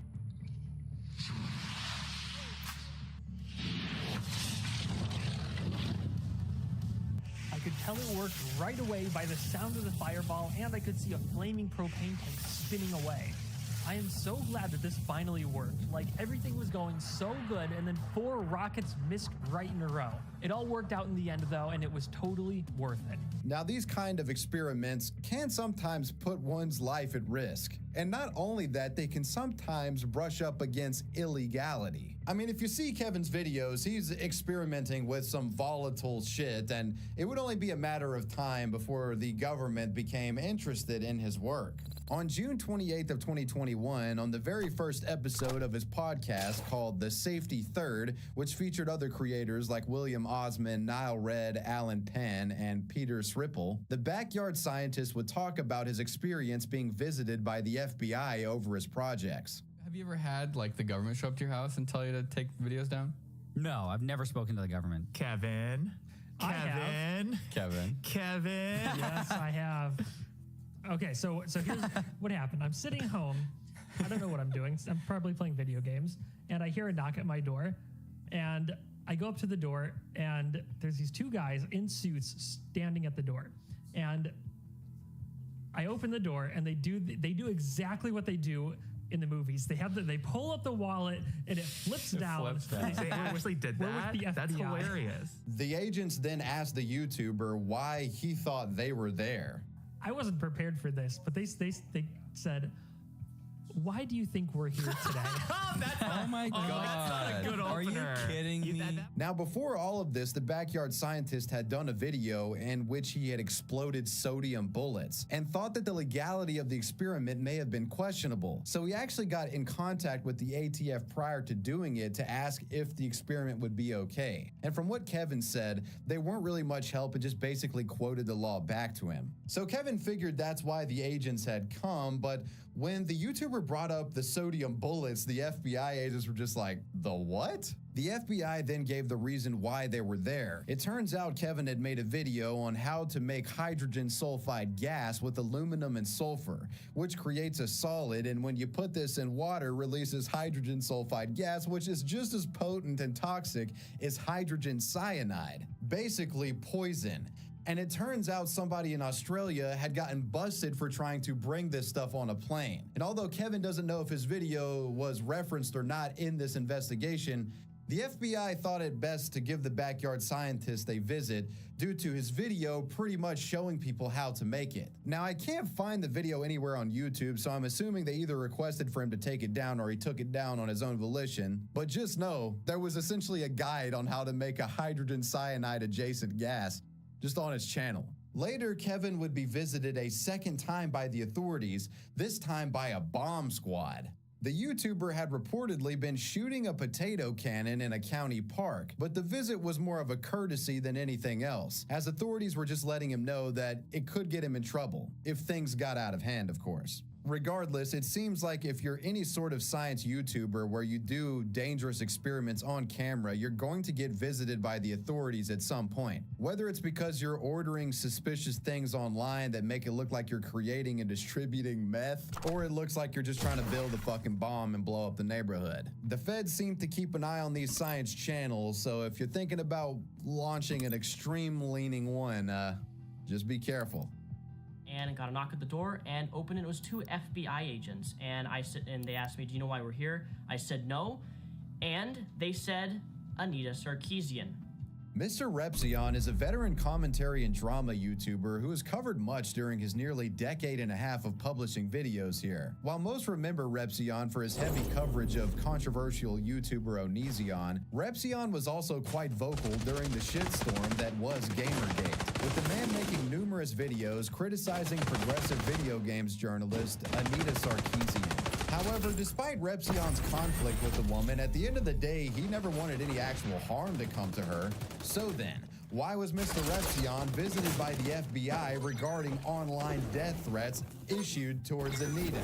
On March 18, 2015, Repzion uploaded a video titled, "The FBI visited me today. Anita Sarkeesian does not deserve threats." In the video, Repzion explains that his father had gotten a knock at the door and found the FBI standing in the doorway requesting the presence of his son. When the FBI learned of his place of residence, they visited his house and asked him if he knew why they had visited. I had a knock at my door. My dad gave me a call and said the FBI was at my house, and he gave me my home address where I'm living right now. And I waited and got a knock at the door and opened. It was two FBI agents, and they asked me, "Do you know why we're here?" I said no, and they said Anita Sarkeesian. So reportedly what happened was Anita had announced that she had planned on giving a speech at the Utah State University Center for Women and Gender sometime in October of 2014. But that event was apparently canceled after someone had sent an email threatening to shoot up the place if they didn't cancel the engagement. And it turned out that this anonymous person signed their email as Mr. Repzion and also signing it with the word Gamergate, basically attempting to maliciously frame Mr. Repzion for issuing the threat. The email was apparently written with racist and derogatory slurs that FBI agents would read to Repzion, who was apparently taken aback as, he claims that he didn't write it. Repzion was upset that the FBI had to waste their time and resources tracking him down, but said he understood why they had to do their due diligence in regard to the threat. The person had made a threat on someone's life by signing Repzion's name, and the agents had to follow their leads. I did not write that email. I told the agents that. I said that they're welcome to take all my hard drives if they want. They can do it. Like, they actually think that I did that, and they said no. They don't need to. They just wanted to talk to me about the threat that I made, or the impersonator made. In his video, Repzion gave a big fuck you to the guy that sent the email, as they had wasted the FBI's time, and it also caused the YouTuber quite a bit of distress. Nobody wants to be told the FBI was looking for them. Repzion, after that threat in October, fuck you. Sincerely, please don't do that. Like, you're wasting the FBI's time to come talk to me on something that I did not say. In the Reddit thread covering the video, many Redditors would be skeptical of Repzion's story and would ask for more proof, but that's more or less just Redditors being Redditors. Like, let's be honest, it's not too far out of question that some schizo on the internet sent this email to Anita Sarkeesian, okay? Like, that probably did happen. Repzion would continue making content after this incident and would find quite a bit of success with his coverage of Onision a few years years later. Recently, he's made some comments about retiring from YouTube for good, but as of recently, he's still posting. You ready to fly, boy? You ready?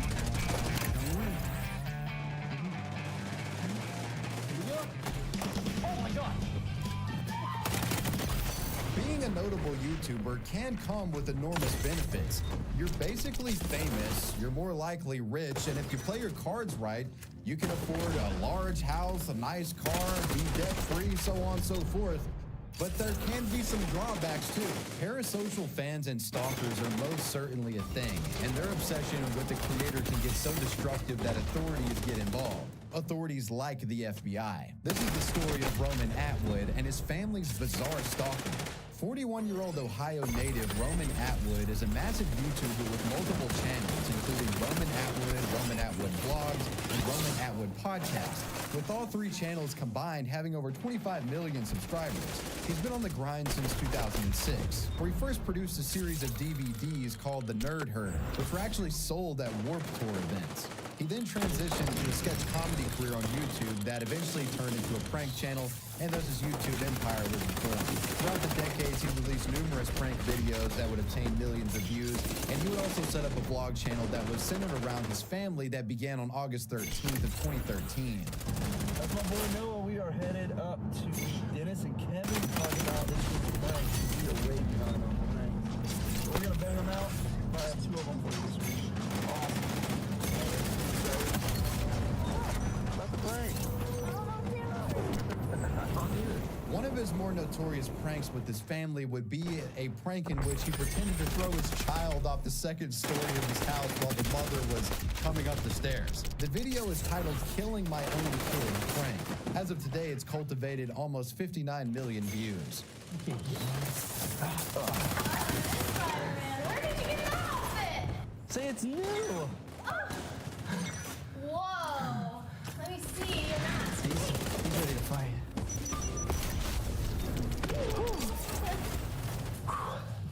Okay, Harrison, you want to fly? Yeah. Okay. You know what? Be really quiet. We're gonna go so high. You ready to fly, boy? You ready? Tell me when. Oh my God.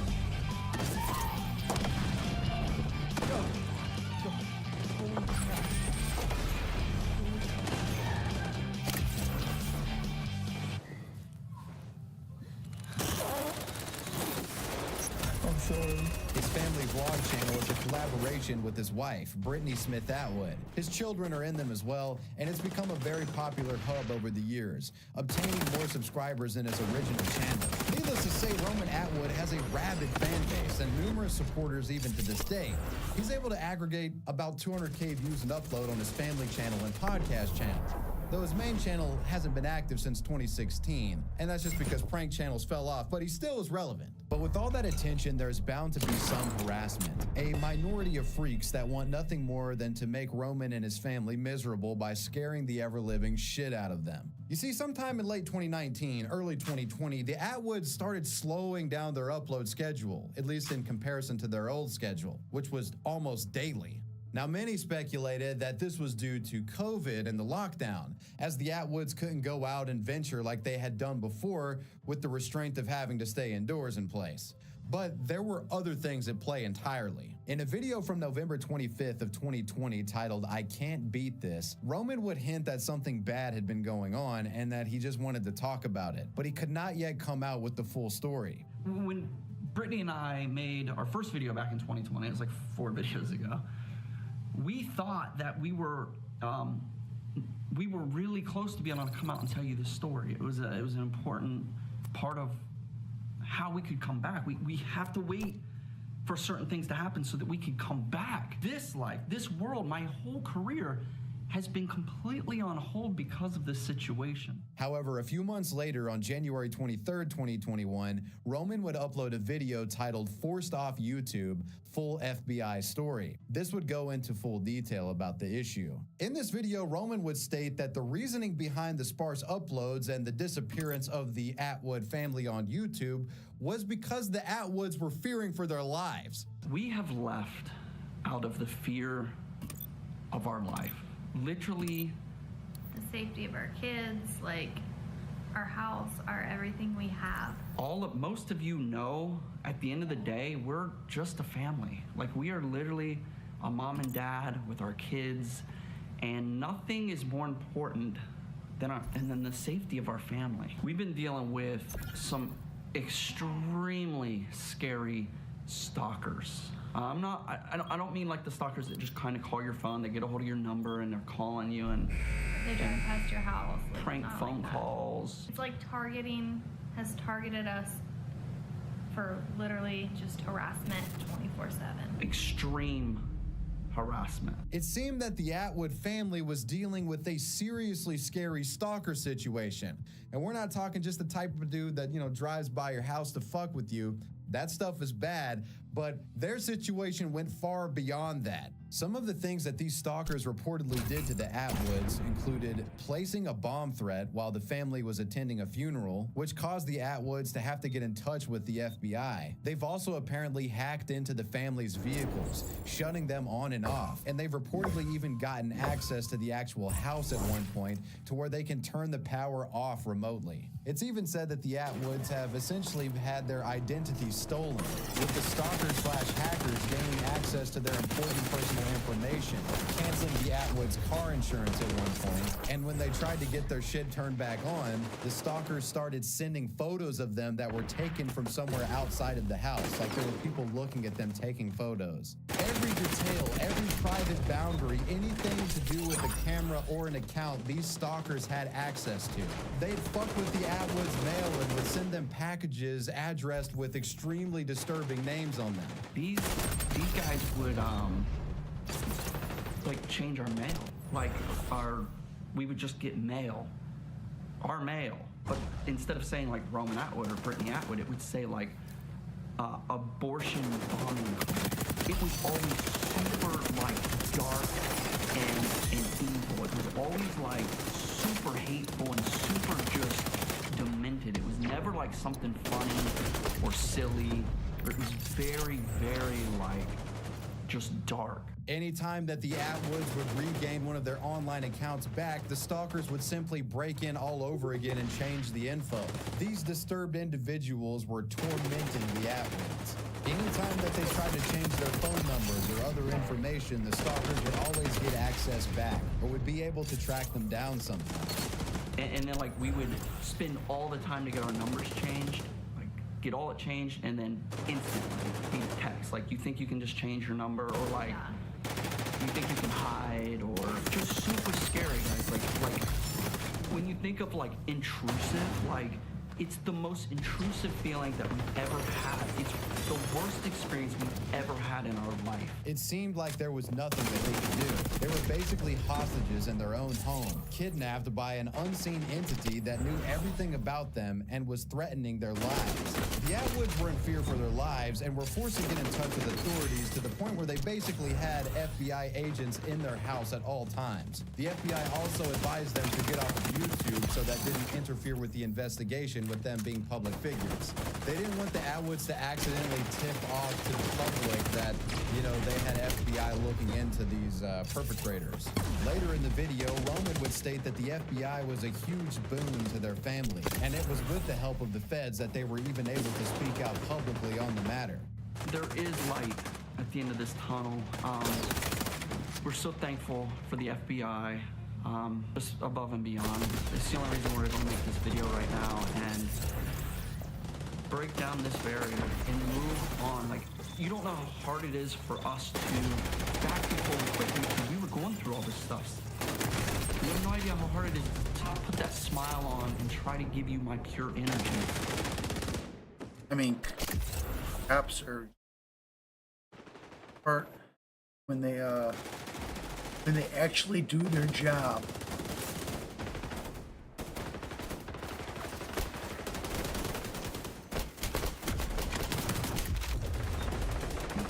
While this stuff's going on in my Do what they're supposed to As do. of late 2022, the case was Outside still of, ongoing, but the you know, FBI were tracking leads theory, and what they're Roman supposed to do. believed that there were many stalkers but one main guy. And they think that the FBI had a good idea who it was at this point. However, when it comes to actual news on the arrest or anything of that nature, it looks to be pretty hush-hush, as there's been no media coverage that I can find. But I imagine given that Atwood was allowed to upload again on YouTube, something had to have been done or someone had to have been found. As of now, Roman has made a new channel where he continues to upload daily along with his podcast as well, and his family channel. But unfortunately, his fame still forces him to deal with stalkers, as at one point, about a year ago, one stalker actually went to the location of Roman's podcast due to this individual being in love with Roman's wife, Brittany. Thankfully, though, police officers were around when this individual arrived and he was arrested. I don't like blacks, Hispanics, whites also. I don't like whites. There are no whites in there. Next, we have the story of a racist animal abuser YouTuber whose actions caught in 4K and posted to the web resulted in a visit from the federales. At the time of the story unfolding, Mustafa Husseini, aka Vamvina, was a 34-year-old YouTuber that had reportedly been living in Petawa, New Jersey, but somehow made his way to Davie, Florida, where he had been living out of his car. Now, it seemed that Mustafa was absolutely unhinged and that these videos weren't your typical point-and-wave sort of vlog. Mustafa was in fact saying some rather concerning stuff here. His videos have been mostly wiped from the web, but here are some quotes from the guy. When it's war, I don't like Americans either. I don't like blacks, Hispanics, whites. I don't like whites, but there are no whites in Miami. Imagine burning a black person because I don't like blacks. I don't know any blacks. I can't even name any blacks. I don't know any black people. The car to run over the Can't enemy name any head black and break people? and smash it on the ground like an egg. There is not a lot That's of weird. difference in pleasure in killing, and yeah, I know because I kill anything. I want to genocide the Americans. Their game has ended. You have nothing to play with, anybody, especially me. Husseini also You claimed can't that he post had a that shit long online. military career in one of his videos. Quote, as a warrior, as a soldier, I burn soldiers. They get burned by me. I just pour gasoline from helicopters, from cars and trucks. I burn the cities. In one video from October of 2019, Mustafa would burn a parakeet alive and named it Jesus to reportedly symbolize the Christians that he wanted to kill. I want to genocide most animals, all black people, all blonde people, most of European people. I am racist and only a few of my own race is plenty to live on. If you disrupt me, I must burn you when the war begins. I kill you. I am my own king. I kill you. Why does it say it like, why is it said like the fucking, what is that comedian? The fucking Jeff Dunham, Ahmed the Dead Terrorist. I kill you. Silence! I kill you! As Mustafa was constantly uploading while driving through Florida, all of these things said on the channel would get the attention of FBI, which would eventually lead to Mustafa's downfall. Now, there's multiple conflicting reports. One states that Miami officers received several tips from anonymous sources about Mustafa's channel, and other reports suggest that officers discovered the videos themselves after they had found Mustafa loitering at Nova Southeastern University and investigated him. Whatever the case, at this university, public safety officers witnessed Mustafa filming himself and acting suspicious. They confronted him and he was given a trespass warning by officers along with the Davie Police Department. Afterwards, the police department conducted a further investigation and found the concerning videos on his channel. This cause for concern led to authorities alerting the FBI. The feds then conducted their own investigation in which they found a total of 12 videos that included Mustafa threatening various groups. Thus, the FBI sprang into action and made their arrest. Mustafa was later identified at a Shell gas station on University Drive and was subsequently arrested on the charge of transmitting a threat and was then held in federal custody. It was also revealed that Mustafa had a substantial rap sheet, having served time behind bars in Arizona for aggravated assault and had a pending charge in Georgia as well. It's stated that during the arraignment for Mustafa, other defendants, while waiting for their turn in court, actually squirmed in their seats when listening to the detail of Mustafa's charges by the judge. There was even an attempt to get Mustafa into a halfway house, but the judge immediately denied that, stating that the perpetrator would be around different races of people in the halfway house that, individuals that he had been threatening on his channels. That probably wasn't the best idea. During pretrial hearings, there were multiple instances where Mustafa's attorney attempted to dismiss the charges, but each motion was denied. As of now, there's not been any report of a sentencing, so the case still seems to be in limbo. And well, you've made it to the end. Let me know what you guys thought about this video down below in the comment section, and let me know who or what you want me to talk about next. I want to give a major shout out to my patrons. I appreciate you guys. Wavy Web Surf out. Peace.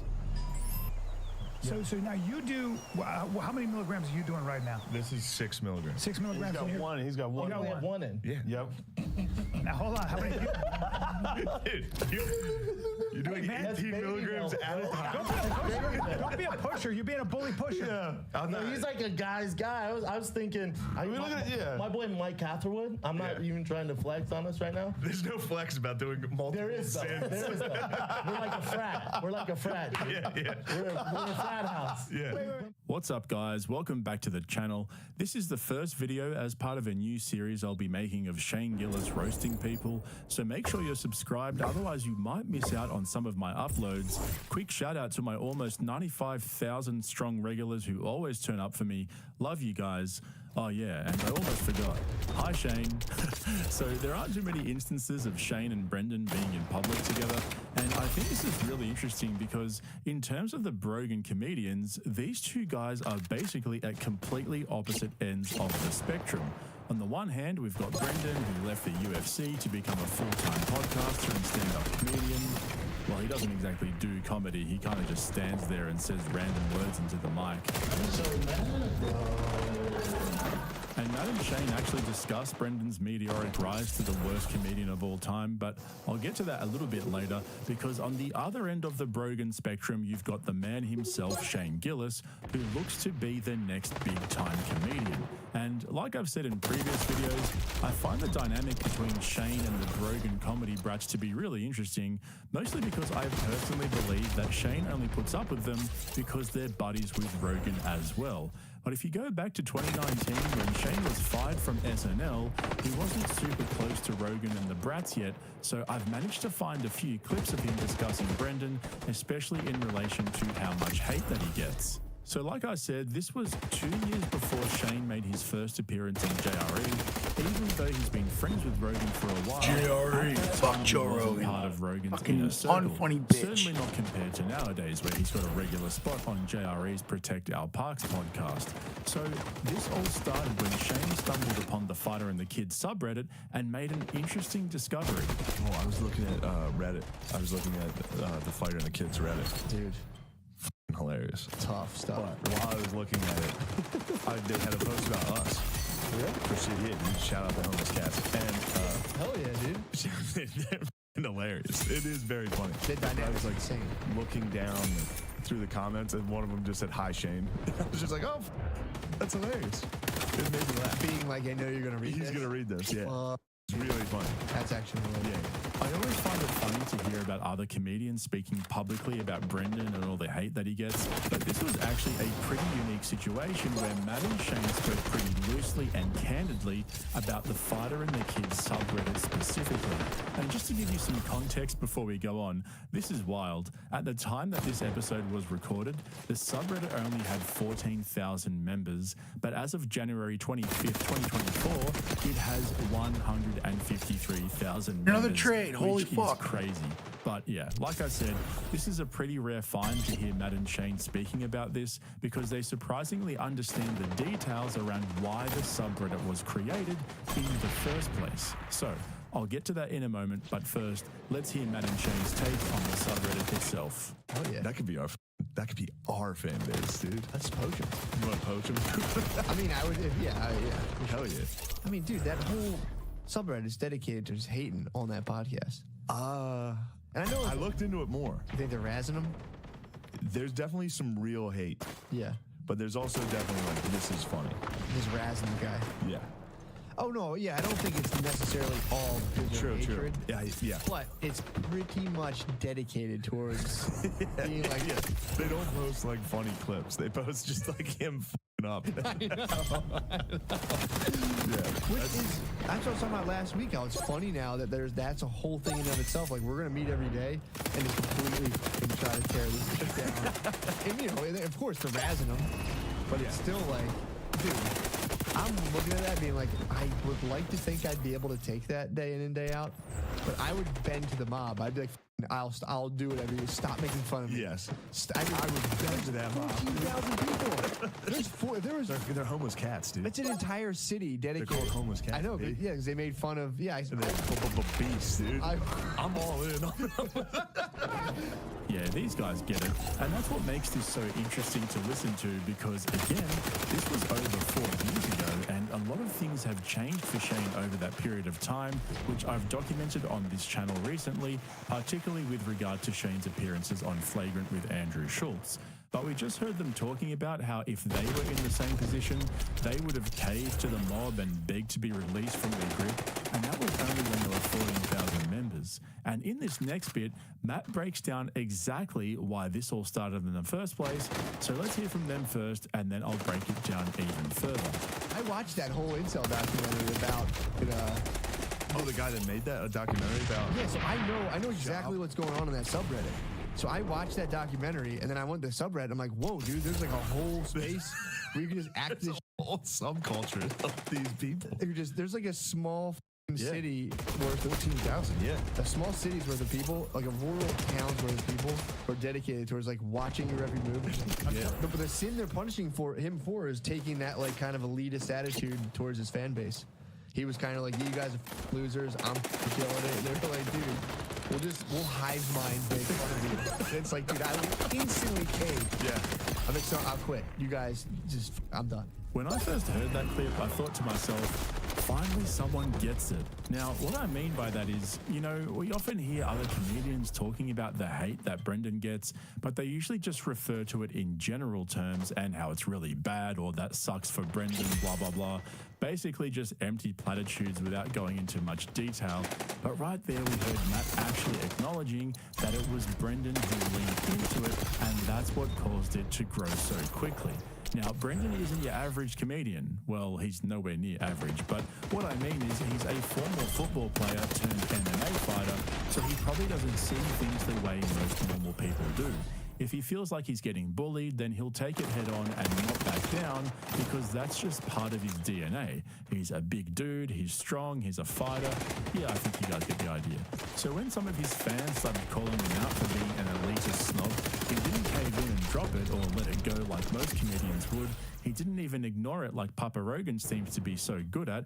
No, Brendan went full steam ahead, continued to ridicule the growing backlash, kept reminding them how rich and famous he is, and that's what fueled the homeless cats, which he named himself. Add to that the hours upon hours of Brendan acting like a tool or saying stupid stuff with his mouth full of nicotine pouches or kratom or whatever he chooses to stuff himself with on any particular day, and you've got a recipe for disaster, which is exactly how it turned out for him. So, to hear Matt and Shane break it down like that and explain how they fully understand what happened and why it happened, that just shows how aware they are of how powerful the internet can be if you push back too hard on your haters. I mean, look what's happening to Tom Segura right now. To the blind eye, everything looks completely fine and normal, but in the background, him and his people are in full damage control. And if you think I'm exaggerating, just think to yourselves, why would a comedian, of all people, go and delete every tweet from October last year? If you don't know what I'm talking about, just a very brief overview. After Tom's airport meltdown, where he went on a 2-day Twitter rant because he had to check his bag himself, he eventually deleted every tweet from that month. Not just the 2 days, the whole month. There was also that awkward moment recently when he refused to say how many cars he owned during an interview. So you can see how even with someone like Tom Segura, who is 100 times funnier than Brendan Schaub will ever be, there still is a line as to how far you can go when giving it back to your haters. Just quietly, though, I was thinking about this the other day and I realized it was a possibility that I never brought up with you guys at the time. I don't know how I missed this, but do you think that maybe American Airlines launched some sort of legal action against Tom or sent him a cease and desist? Hey, Shawnee P, how many cars do you own? 0?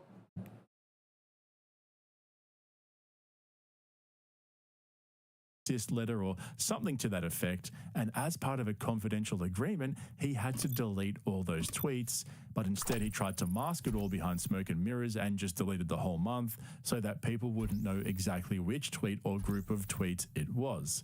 If that's true, that would be pretty wild, huh? Because remember, American Airlines actually replied to his tweet at the time and called him out, but he basically just doubled down and told them to shut up. So, I don't know if that's what's happened. Again, I've got no evidence of this. I'm just speculating out loud with you guys. But I still personally believe it was an internal thing, like with his PR group, that happened within his actual team. Anyway, we've been listening to episode 160 of MSSP, but let's go back to episode 147, which was recorded just over 3 months earlier when Brendan messed up badly by basically saying Rogan and Dana White are two bald men that he knows who have no trouble reeling in the ladies, even though Papa Rogan is married. Take a look. Brennan Schaub lets it slip that Joe Rogan is cheating on his wife. That can't be real. What does he say? I don't know. I haven't watched it. Dude. World Star Hip Hop. He's quickly becoming the persona non grata, dude. If Brennan Schaub said that, I don't know if this is true. If he said that he's cheating on his wife, that is. Whoopsie. Yeah, play the clip. Well, all right. I don't know if you can hear it. Listen, I know some bald dudes are slinging out there. We get Dana White, Rogan. That's it. We get Dana White, Rogan. That's it. How would he know he's slinging dick to his wife, dude?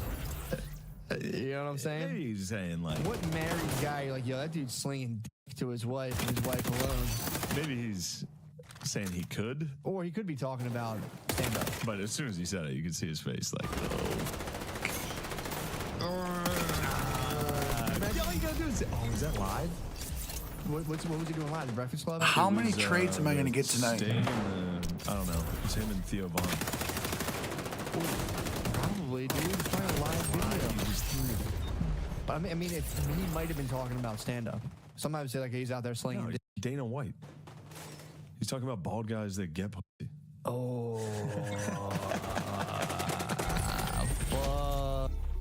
Dude, this just in. Well, roadies, you can deny that. That's an easy one.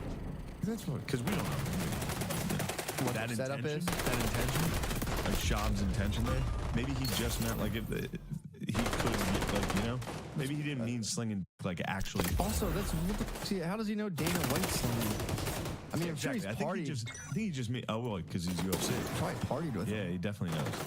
Does he mean he has a hog, or is he saying he's getting tons of play? You can safely assume anyone who's making millions of dollars is getting. Yes. That's like a. But he really is like, His face is like. Oh man, that is classic Buffer. Just saying words without thinking. But the best part of this episode was what came after that, because Matt and Shane start joking around about how Brendan is low-key trying to get Rogan back for screwing him over. This is pretty funny. I'll have a bit more to say in a moment, but check it out first so that we can break it down afterwards.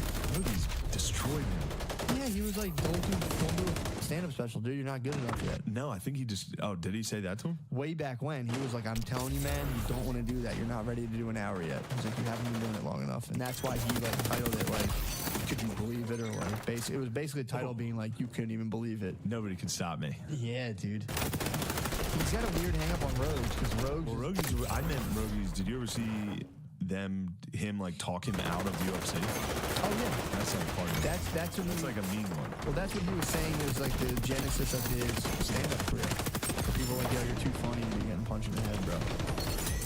But Rogues was like, yeah, you're not. He's like, dude, I'm watching fighters. Like you don't stand a chance. You're getting old. You gotta figure. He was basically saying like, get and do something else. You're gonna be punched. I know it was kind of nice, but while the guy was a fighter, it's just like, yeah, it's like a.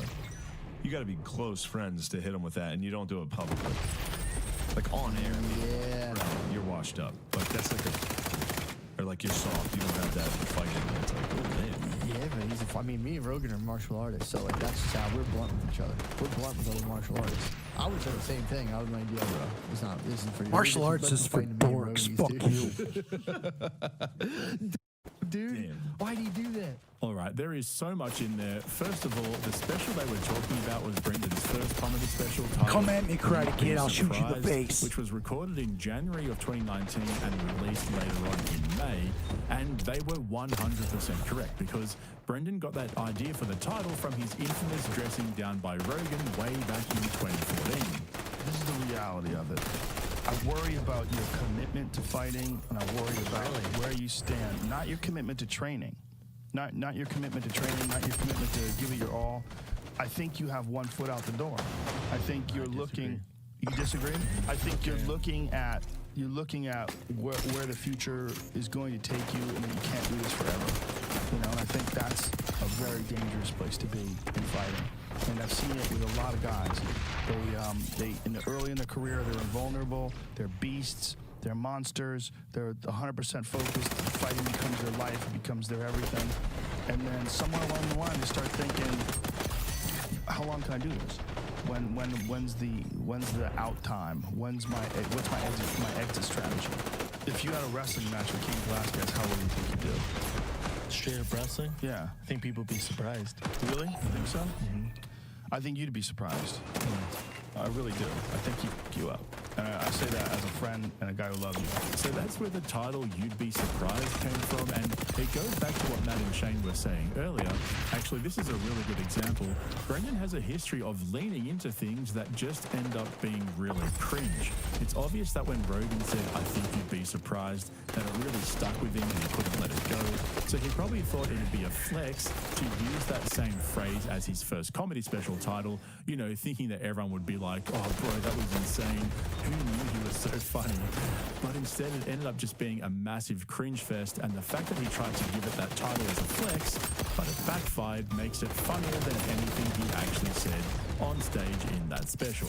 And that set the tone for the rest of Brendan's career. Everything he's tried to do has ended up having the complete opposite effect. After his first special was released as a Showtime comedy special, he copped a massive backlash from the comedy community because he was an unproven comic who had his first special released by Showtime when there were way funnier comics who had been grinding it out for years before him who couldn't get anyone to look at their specials. But then 3 years later, after his comedy career continued to nosedive, he yet again completely screwed himself by self-publishing his second comedy special, which was only 25 minutes long instead of the usual 1 hour that we're used to, and he titled it Gringo Papi because I think his wife's Mexican or something. I honestly don't know the full story, but his second special ended up being openly ridiculed by his comedy buddies, and nothing comes quite close to this next clip. I'm not going to lie, guys, this is probably in my top 5 favorite clips that I've ever played on this channel. It gets me every time I play it. Oh, geez, here we go. In the Arlington where Gringo Papi was filmed? Wait, is that where that was filmed?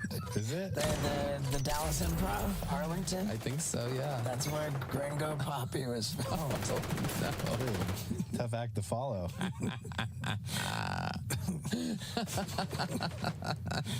Pressure's on.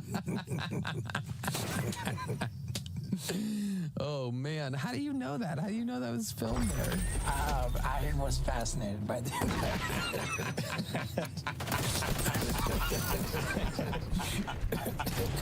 I even know where the construction paper came from. Oh my god. I even know who cut it out.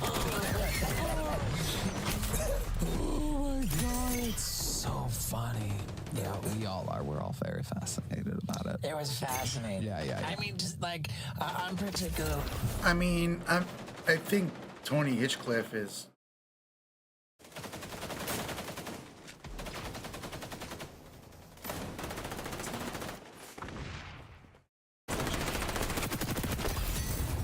He is huge. All right.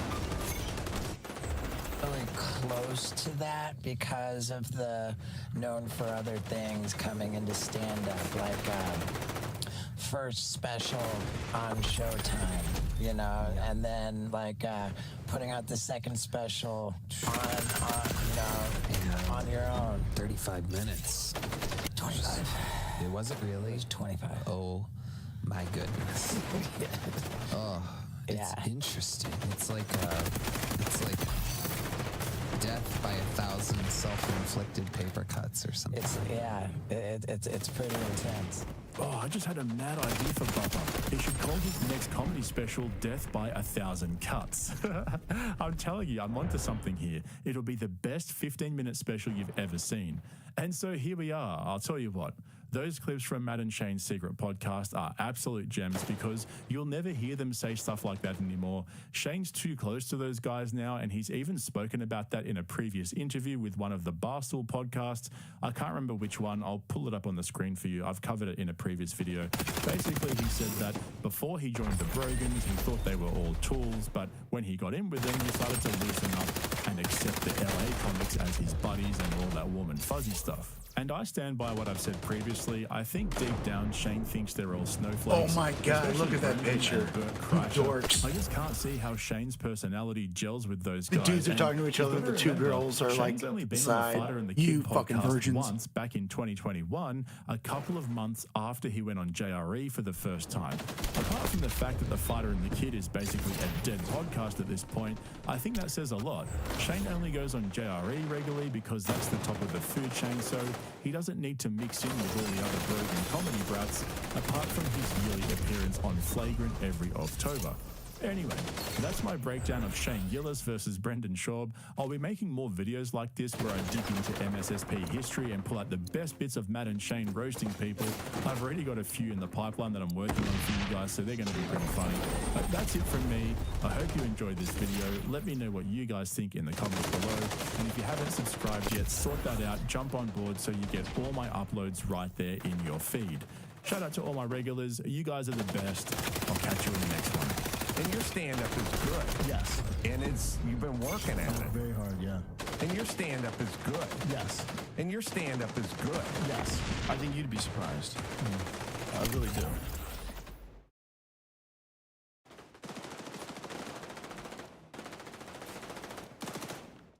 I have CTE for sure. I got a little of that. Yeah. Welcome back to another video. This is such a big week. I've got a bunch of videos coming to you guys. And today, Shane Gillis made his 13th appearance on JRE, which was recorded just over a week ago. 13? On These Tuesday, fucking December 5th. losers. Now, for those of you who don't know who he is, basically Shane is probably the best up-and-coming comic at the moment. And when I say up-and-coming, I mean compared to the comedy greats, so that says a lot. He's got 2 comedy specials under his belt, and he also hosts a podcast, which I'll play a clip from a little bit later. But the thing to know about Shane is this. In 2019, he was hired as a featured cast member at SNL, but literally within hours of the announcement, several clips from his podcast suddenly resurfaced, where he used supposedly ethnic and gay slurs, which prompted SNL to fire him a few days later, even though he apologized that same day the clips resurfaced and caused the stir. So then fast forward to July of 2021, Shane made his first appearance on the Joe Rogan Experience, which we'll take a look at towards the end of this video. But here's the thing, right? Gillis is probably one of the least offensive, funniest comedians going around today. Joe Rogan, on the other hand, is probably one of the worst famous comedians in history, right next to Bert Kreischer and Brendan Schaub, obviously 2 of his creations. So when Shane first went on JRE, Rogan completely misread his style of humor, and it made for an incredibly awkward but entertaining episode. Now, as for today's show, you can really see how far both Shane and Rogan have come together. If you're a JRE listener, you'll have noticed a few things that have been getting worse over the course of this year. For example, Rogan's incessant rants about the importance of ice baths, saunas, vitamins, and working out. So now that Shane Gillis is a card-carrying member of the Brogan universe, Joe's got him into working out at his studio with a few other, less talented hack comedian buddies of his on the regular. They even got The Rock in on the action a couple of weeks ago. And so this episode with Shane started off with the same boring conversation about working out, taking vitamins and eating healthy. But now that Shane's settled in a little bit more, he's becoming a pro at steering the conversation in the right direction, effortlessly dropping zingers here and there to stop Rogan from going into autopilot. Check it out. Bro, how fun are these workouts? Changes your day, right? Yeah, it makes the day better. I don't know. I literally don't know how you do this. What do you mean? You're like, oh, you're gonna feel so good, dude. I get to the club, I'm literally falling asleep. I'm sore. You gotta start taking vitamins. I take some vitamins. Do you? Yeah. What are you taking? Take vitamin B. Yeah. Okay. D. Okay. Pause. C. Okay. Take some zinc. Oh, okay. That's it. Those What, are the you 4. getting like a multivitamin? Yeah, whatever the CVS things is. Oh, okay. Those yellow. You know what I'm talking about? It's probably been on the shelf since the 70s. Okay. Yeah. I don't think they're doing anything. I heard zinc makes you come harder. I haven't noticed a big result, but zinc is difficult to get into your bloodstream. You need an ionophore. If you're going to take zinc, you need something quercetin. Ionophore. Yeah, ionophore is super important. I'm not close to worrying about it like that. I'm working on like bread. Bread's tough, dude. I'll worry about ionophores in a couple years. Bread's tough. So after Rogan got through his daily Brogan talking points that we've all heard a million times, he moved on to his latest obsession, protein waffles. I did find some protein waffles. What are they called? Holy shit, I hate the Joe Rogan podcast. It's so fucking and so boring. After It Jamie makes me want to received his die. instructions and pulled it up, Rogan shared his newfound passion for protein waffles. Sorry, I can't say it without laughing. Who gives a as fuck? you can imagine, You Shane was ruined one of my good completely friends' uninterested fucking in brain, Joe Rogan's Rogan. waffles Eating and my took the fucking conversation asshole. in a Die, slightly die, die, die, different die, you direction. 21 grams of protein, 3 grams of sugar, 5 grams of carbs, 200 calories. Look at that. And they're good. It tastes like a real waffle. People love Vikings. Who doesn't love Vikings? Irish people? The people that were on the shore for 500 years. Bro, they've fucked everybody up Yeah. forever. Yeah. They're the reason why the people in Iceland are so good at strongman competitions. You know, those guys like the guy at the mountain from Game of Thrones. Yeah, where freaks. Where do you think those genes come from? Yeah, they need an eruption up there. We need to get rid of these guys. A little bit of a We can't volcano. have these guys. This is my Irish ancestry coming through. We got to get rid of these. Now, just before we go on, there's something else you should know about Shane Gillis. Don't be deceived by his big dorky appearance. He's a massive bookworm who loves to study history and point out all the funny contradictions from wars and various seminal moments throughout history. So when Rogan started talking about Vikings, Shane couldn't help but call him out on something that Rogan has been peddling for years, which turns out to be almost completely false. That show, Vikings, you ever watch that show? No, I heard it's great. F***ing great. I was afraid it was going to be like, because they did like women. Oh, they kill everybody. All right, good. Everybody. No, I mean like the badass kick-ass woman characters. Do they have that? They have a couple. That usually takes me out of a... No, they're realistic. Okay. I mean, they're not like f***ing up all the dudes or anything like that. The old Conor McGregor woman. I don't love it. They announced a sequel. Is the girl? It's Netflix. And the armor takes me out of it. It looks, it's a little too Game of Thrones, you know? Show what a real Viking looked like. What did they really look like? They looked like shit, dude. They were like 5, 6. They were not these giant... Well, how does the mountain come from? Where does he come from then? How do you get I think a they were wearing 7-foot like tall, felt 350 shirts. They look like...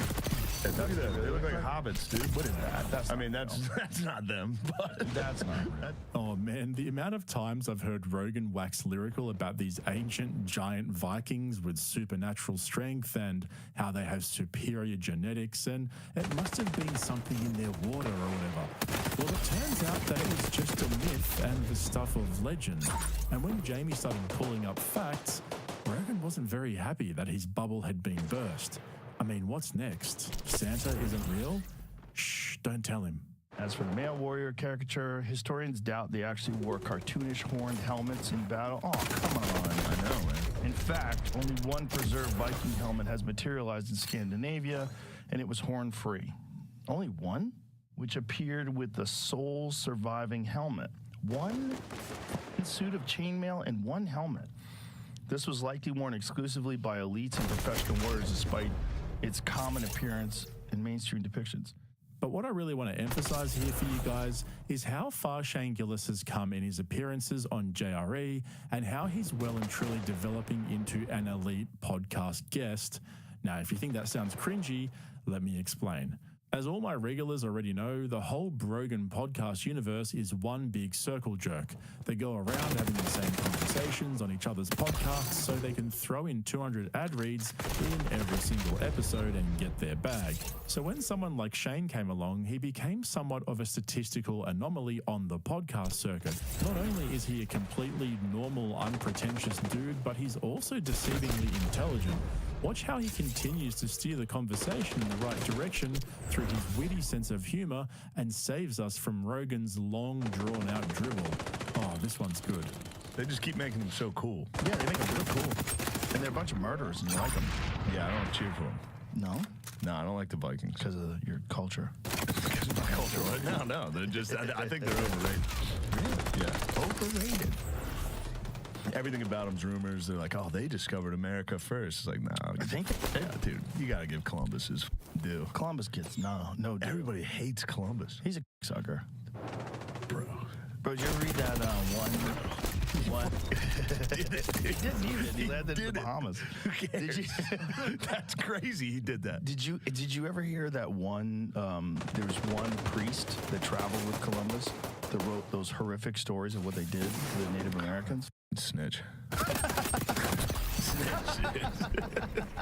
Guys, you're not allowed to go wild. You cross the ocean, you're going wild. So I should say, believe it or not, I'm actually a big fan of Podcast Joe, but after over 5,000 hours of podcasting for more than a decade, he's starting to get a little stale and repetitive. But to give him credit, in this latest episode with Shane Gillis, you can tell he's a lot lighter, he seems happier and more easygoing, and I'm glad that Shane's able to bring that out of him, which made for a pretty decent episode. I mean, I really enjoyed it. They spoke about everything from gypsies to whacking off to athletes, movies, God and the universe, and heaps of other weird and wacky stories. This was my kind of podcast, but then they got into the phenomenon of Taylor Swift, which led them into Kanye. Is there a male act that's even close? No. Kanye probably before all that went down. I don't think he. No, he was not that big. No, but she wasn't that big back then either, right? Yeah. Like when he made that big famous. Oh my God, he did. He fucked up. I made that big famous. Oh, God. He did. He rules. He does rule. He does rule. He says a lot of wild. He's having fun. I hope so.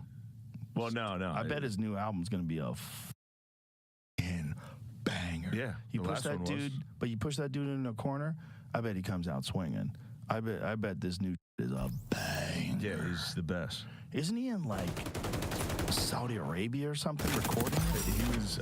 I know he was definitely in Italy getting his sucked on a boat for a little bit of that, and then. But then he was in Japan or recording at least part of it. He might be in the Middle Sasuke East. or whatever that guy's name was. I think he's in Japan. All right, I just had flashbacks to this moment here. I get fired here, whatever. I'll just go do Joe Rogan next week and I'll be fine.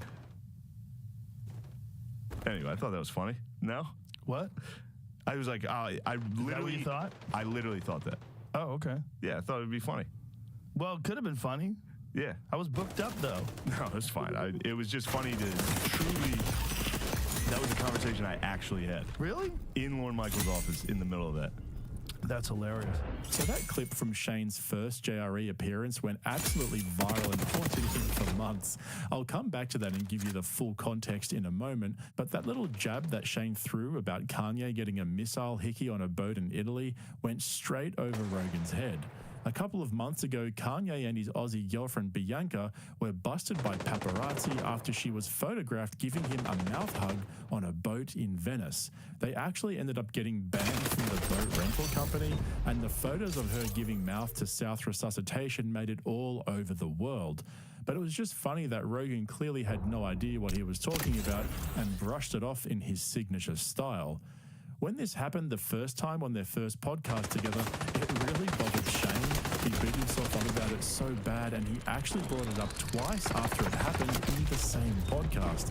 For those of you who don't know, Shane was joking about when he was fired by SNL, like I said at the beginning, saying it didn't matter because he'd just go on JRE and get that Rogan bump, which would effectively save his comedy career. In hindsight, he obviously didn't need it, but like we saw before, it didn't click for Joe, and he honestly, it's not that fucking funny. Super awkward. But like I said, Shane brought it up What's twice the joke? after that, just before the first Fucking hour, right-wing and grift. then again after the second hour. Clearly, it was bothering him. One more. Four more after that. Said I was going to do your podcast joke. Oh, sorry about that. I wasn't sure. I Damn, that was dude, going that thing's somewhere been in else. my head for 5 minutes or however long it's been. You know, That, Saving really? Private Ryan when he gets the ring in his Sorry. ears? I thought there was more to it. I was just like letting it hang there in the air. I wasn't. I like felt my face go flush. I was like, oh, I blew it. Dude, go back and watch the tape on that. That's going to be rough. Well, I'm sorry I didn't give you enough. I just thought hanging it was, there. It was just funny how confident I was at the time. Oh, dude, I f***ed up. 5-6 drinks. Dude, this is my big opportunity. Have some more whiskey. You'll be fine. Yeah, I'll get confident. It's the last thing this podcast needs. You're not confident yet? You should be I'm confident. getting there. I'm pretty good. Pretty right good. now. You should be. You should be confident. I really do want to. I mean, that part, that SNL part was great. There's one moment where I was like, and then I was like, I'll just go on Joe Rogan. And you were like, what? I was waiting for more. I know, but I should have helped you there. Dude, you should have seen my face just like, like it was fully like. That was my failure as much as yours. I thought about having you on, and I thought about like me even rescheduling people, but I was like this guy's just got to go through this. And so even after he kept bringing it up and Rogan apologized and seemed generally bummed out that he didn't get what he meant straight away, Shane brought it up and tried to clear the air again on his own podcast afterwards and had a good little laugh about it. And then everyone would see that I'm actually great. I'm going to try it. Oh, just kill me. Dude. Kill me right now. Nightmare. Yeah, I bombed on there, and that was bad, dude. That was cutting our heads off. Yeah. I wish someone would have cut my head off Came down. right then, dude. And that was early in the episode. I wish too. Jamie What was would that, have 30 minutes in? Oh, red face, just like, what? Yeah. It is You know, great. Doesn't he still not get the joke? He gets it. He gets it now? Yeah. He understood it then. He thought, I mean, there is a part of the joke where there's something underlying it. If it was about you, you'd be like, you're accusing me of not helping you. That's the part he took from it. Yeah, it makes sense. But the joke was I was arrogant and stupid, and I was like, I'll just go on Rogan. I don't give a f. He's definitely going to have me on. He's like, wait, what? And he was like, who are you?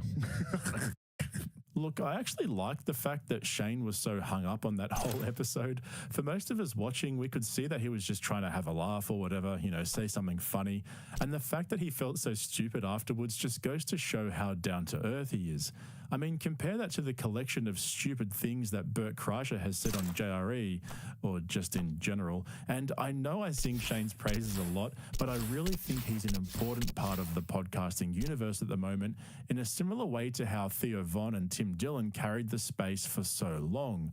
You can already see how all the Brogan comedy brats are latching on to Shane Gillis, getting him on their podcast as often as possible. And I know this is a big call, so wait for it. At this point, I think Rogan needs Gillis more than Gillis needs Rogan. Ooh, here we go. Let me explain.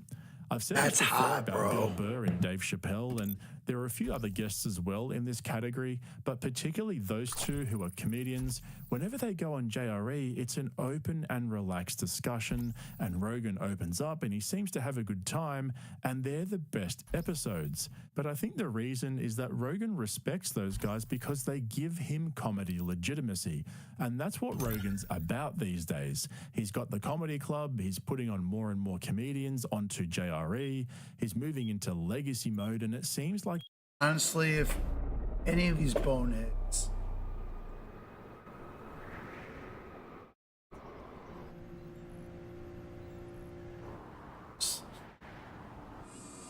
they need to stop taking themselves fucking serious.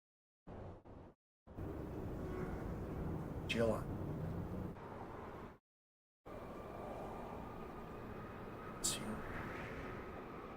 Sound like clowns, but like not. funny way. Stand-up comedy is where his heart lies. So for me, I kind of feel like Gillis is turning into a Bill Burr, Dave Chappelle style of comedian guest that gives Rogan legitimacy.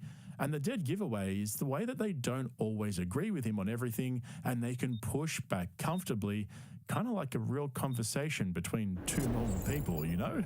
Compare that to, say, Brendan Schaub, for example, who will say one thing, and then when Rogan disagrees, Bupper will immediately agree with Rogan 100%.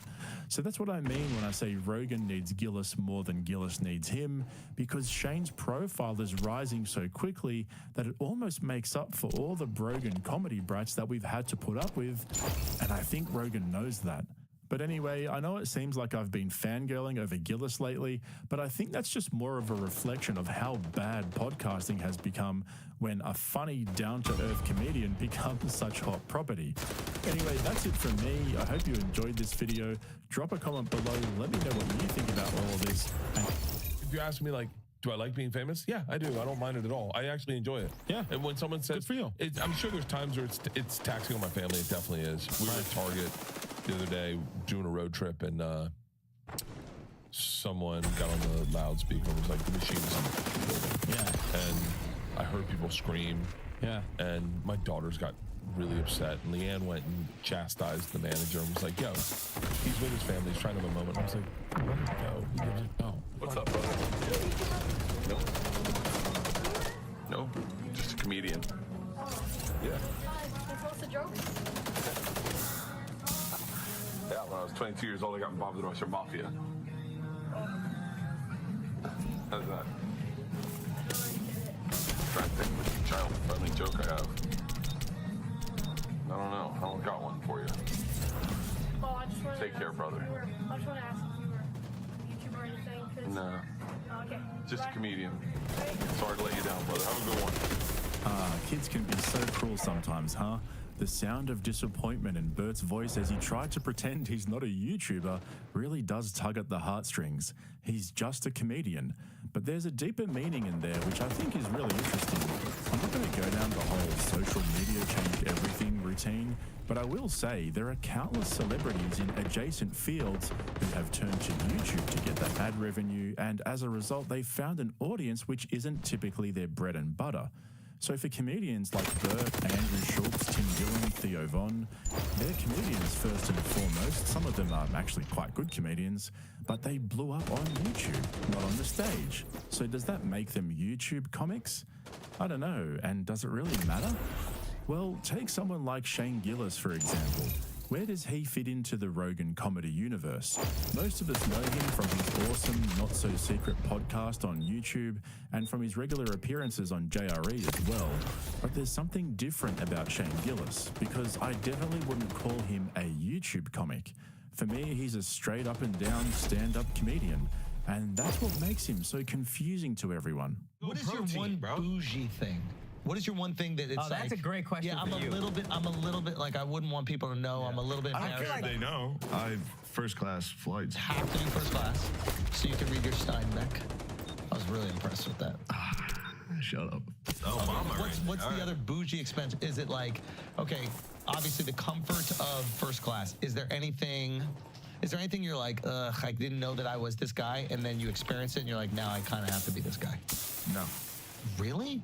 No. Hotels, you don't care? You don't have to stay at a nice hotel? Hotels. Okay, so we're going to find a lot of a things. little, but no, it was like I thought I was like I don't care where I stay, and then I got in the worst hotel possible. And it's like, I called my manager and I was like, all right, what the? Yeah. Yeah. I'm talking like the worst hotel possible. Yeah. Like motel, like you park in front of the. Yeah. Yeah. All right, so what do you demand right now? Nothing. You have a rider? No. Any snack? Any snack? I can't Nothing? figure you In out. my green room, I get fruit and hummus. Hummus is good. And Solid. Bud Light and White Claws. Solid. But that was just my manager came up with that. I cannot figure it out. I can't figure you out. Why? That is a rider, but he's saying he didn't come up I didn't do that. She just did it. She knows. But it's a nice luxury. Yeah. Nah, but it's like, What else? you want steak dinners. Well, I want chicken and steak because I don't want to just eat You see the difference. I don't want to eat pizza. Yeah. You see the difference between hummus and White Claw. What do we start with? We have a hummus platter that's there all the time. No, you start with that. His whole rider is just hummus and White Claw. So there's a difference. What are you ordering for dinner? That's what I'm saying. It's like that is crazy. What's going on here? What Tom? Nothing. There's got to be one. You've got some money. There's got to be a thing. He's embarrassed to be remotely demanding. I would never be demanding. See? Out of shame. Ever. Now, the perception. Hopefully I get there. The perception of bougie is worse than the perception of gay. Oh, that's an interesting answer. Okay, so This is I have one pair of pants. These shoes stink. I've been wearing them for 3 months. That's a 3-month white sneaker. So for the average YouTube comic, it's hard to understand why another comedian just wants to do his own thing his own way, without all those bells and whistles, without all the behind-the-scenes cringe. You know, those documentaries they make about themselves and feed to their thirsty fanboys who love being spoon-fed cringy content, celebrating every single moment of their idols' lives. So we were in a headline Madison Square Garden, and I remember you stopped what you were doing, and you looked me in the eyes, and you said, I'll see you there. Wow. And it was like really important to me because I felt like I wasn't the only person that believed it could happen. And I know as you get older, you know, sometimes things become hard to remember, but I remember everything. No offense to Schultz's father, that's obviously a very special moment between a father and a son, don't get me wrong, but shouldn't that be a private moment? I mean, the multiple camera setup, the close-ups, the music, I digress. Anyway, so then how is it possible for someone like Shane to benefit from the Brogan effect, but still be considered an old-school stand-up comedian who is widely respected in the YouTube community and in the stand-up comedy community alike? Can he have it both ways? Well, yeah, I think he can. So let me explain. This might take a while. They say that socially important comedy is the only comedy that's necessary, the only comedy that you have to do. That is just because they suck. Yeah. That is it. It's like the cop-out is that they can't do the real comedy. They can't crush. It's not like someone goes from being, you know, like Shane Gillis, one of the best comics up and coming right now. He's fantastic. I can't recommend enough seeing that guy live. I work with him in Irvine, and I hadn't seen like his whole set. I was crying. I mean, he's so good. I heard he's a racist, so I haven't listened to any of his material. No. He's so good. And his comedy is just trying to be as funny as possible. Yeah. There's not a chance in hell that guy's just going to go woke and is just going to start promoting some sort of, you know, socially conscious agenda that's, you know, facetious and just a bunch of nonsense that he's trying to elevate his own personal brand and virtue signal. That's not going to happen. So that Rogan interview was from about a year ago on episode 300 of the Lex Friedman podcast, and I think Joe actually captured the essence of Gillis's style of comedy really well. He's just trying to be funny. There's no social message. There's no underlying moral to his stand-up routines. He pokes fun at everyone and anything. No one's safe, right? But I think that's the simple answer to the Shane Gillis equation, because I think sitting behind his mask of simplicity is a well-educated, deep thinker. I mean, the guy went to West Point, then played football, then went and taught English in Spain. Most stand-up comedians crawled out of a trash can and stumbled onto a stage. Now, this video isn't some Shane Gillis biography or tribute to the man or anything cringy like that. What I'm more interested in is the difference between Shane Gillis and someone like Bert Kreischer, and what makes both of them so unique and odd, yet still kind of part of the same world. On the most recent episode of Bertcast with Chris DiStefano, which was actually recorded at the beginning of September when Shane Gillis's latest special was released, they dedicated a whole segment of that podcast to discussing Shane's special. Now, for my regular viewers, this is yet another example of Tom and Bert's obsession with banking episodes and drip feeding them to us months later. I mean, seriously, it's 2023, guys. And one of Bert's signature moves is to use any opportunity to discuss what it's like to be famous and how much he enjoys it. In the intro, I played that clip of him telling DiStefano about being famous in Target. His family didn't like it, but he was like, just chill, it's all good. And so this was the back end of that conversation. Okay. We went and saw Queen with Adam Lambert, and we were backstage. We got backstage passes, and and they saw Sandra Bullock, and my daughters lost her, and my wife lost her, and they wanted to go up and get a picture, and I had to stop them and say, hey, she's just here watching a show. Let her have her time. They forget what that's like when you're in like rural, when you're in Coos Bay, San Francisco or California, and you're at a Target and or wherever we were, and you've never really met a famous person, and all of a sudden you find out that someone you've seen is in the building. Yeah, it's thrilling. It's cool. Yeah, but Shane it's about to happen to Shane. Yeah. Man, most of this podcast was just Bert talking and DeStefano saying yeah in 50 different ways. But that's how they got into the discussion about Shane Gillis's special, which, like I said earlier, was released on the same day they recorded this podcast. I heard Shane's special hours, like one of the best hours in years. It's amazing. You know what's so funny? I just watched, I put it on in the gym. I only watched the first 5 minutes of his special. I've seen that special probably 30 times. Like actually live. Seen it. Right. But I've never seen the front of it. I've never seen it from the audience. Because you're seeing it at the end. No, because I watch it from side stage. Oh, got it. I've only seen it from side stage, or I've never seen his facial expressions. Yeah. I didn't realize it was so animated. Yeah. And It's great comic. I watched it and I went, oh, this is really phenomenal. I texted him. I was like, I texted him this morning. It feels like, I was talking about this last night with Andrew Santino. It feels like Shane's special I think it came out today.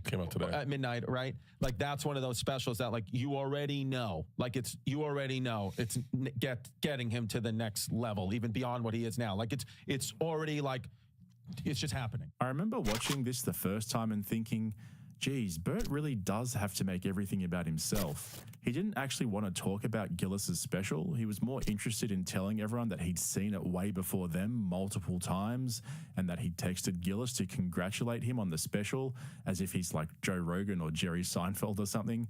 And that was the frustrating thing for me because I wanted to hear DeStefano's take on that special. But Bert simply couldn't have that. What we ended up with was a humble brag compilation starring Bert Kreischer. Here's the deal: is like I've taken him out with me a number of times. The Super Bowl to Fully Loaded, both years. I've been with him a lot. I've watched the audience receive him at different times in his career. And when we were at the Super Bowl, I thought this is something's happening. Like I can sense it. So I've seen it happen for me. I've seen it happen for Tom. I've seen it happen for a lot of different people. Right. And when we did Fully Loaded this year, it was crazy. They went nuts for him. And I went, wow. Yeah. I was like, this is about to pop. And he had just taped his special. And I was like, how did it go? And he gave me like a nod, like, I got it. Good. And so it's and I think it's a perfect storm. I know this isn't stuff that he would want to hear said about him, but like I think there's a huge pushback of people going like, you don't tell me what's funny. Right. And the audience members. So I can appreciate what Bert's saying. He's trying to give his own perspective, being one of Gillis's close friends and colleagues. But the way he frames it is like, yeah, everyone's just seeing this now, but I knew all of this all along. I was there when it was happening. It's almost like he's trying to participate in Gillis's success in a way. You know, I helped him out. I put him in front of my audience. I discovered him. Now, I know a whole bunch of you are watching this right now and thinking that I'm exaggerating. I feel that. Don't worry. Trust me. I hear you. But I need you to hear me out here. DeStefano is about to make actually quite a profound point here, which I thought was really insightful and fit in nicely with what we heard Rogan say earlier with Lex Friedman. But just watch the way that Bert derails DeStefano's thoughts and then proceeds to, yet again, make it about himself. Well, Shane's one of those guys, in my opinion, he's funny in any generation. Like some guys are getting, and it's okay. Yeah. I mean, I might even be one of these guys that like maybe I'm only having a little bit of success because of the generation. But I'm just saying, like, he's definitely not though. He's like, if it was 1950, he'd be where he's at. Versus if he'd be progressive, it was 1950. Right. I'm saying like he's not a it's not like because of TikTok or it's like he's just any algorithm, any medium, he's just going. That's good. I think he's good to see. There's a lot about him that I would break down that I think make him very funny. But number one, and across the board, is he's actually a really great comedian, and it's a great hour. I watched like in the beginning, and then I would put it on mute and watched it and read it as I worked out. I'll watch it again. I've seen it before, but I told him, I was like, this is going to be. So did you guys know that Bert has already seen Gillis's special like 30 times? Yeah, he saw it before you and me did, because celebrity. So instead of engaging with DeStefano's attempt to actually say something about Gillis as a comedian and a man, Bert finds a way yet again to talk about how famous he is. Seriously, you could not make this up. You're not going to like what it does to him. Right. Sadly, so a guy like me doesn't mind it because I'm always been a little bit. That domain is I like a good time. live. And if you ask me, like, do I like being Hard famous? to Yeah, I sing. do. I don't mind it at all. I actually enjoy it. Yeah. And when someone says, I'm sure there's times where it's taxing on my family. It definitely is. We were at Target the other day. Man, DeStefano was working hard in this one. No, seriously, watch how he reads the room, quickly realizes that Bert isn't actually interested in talking about Shane. I mean, remember, this was the day his special dropped 2 months ago, and DeStefano nails it here. He's low-key roasting Bert, but he's also just trying to keep the conversation flowing. He's a smart cookie, this DeStefano kid. I like him more and more each time I see him. Everyone in every Walmart and Target he's about to be their favorite. That's you too. Like they should just put your face in the Target sign.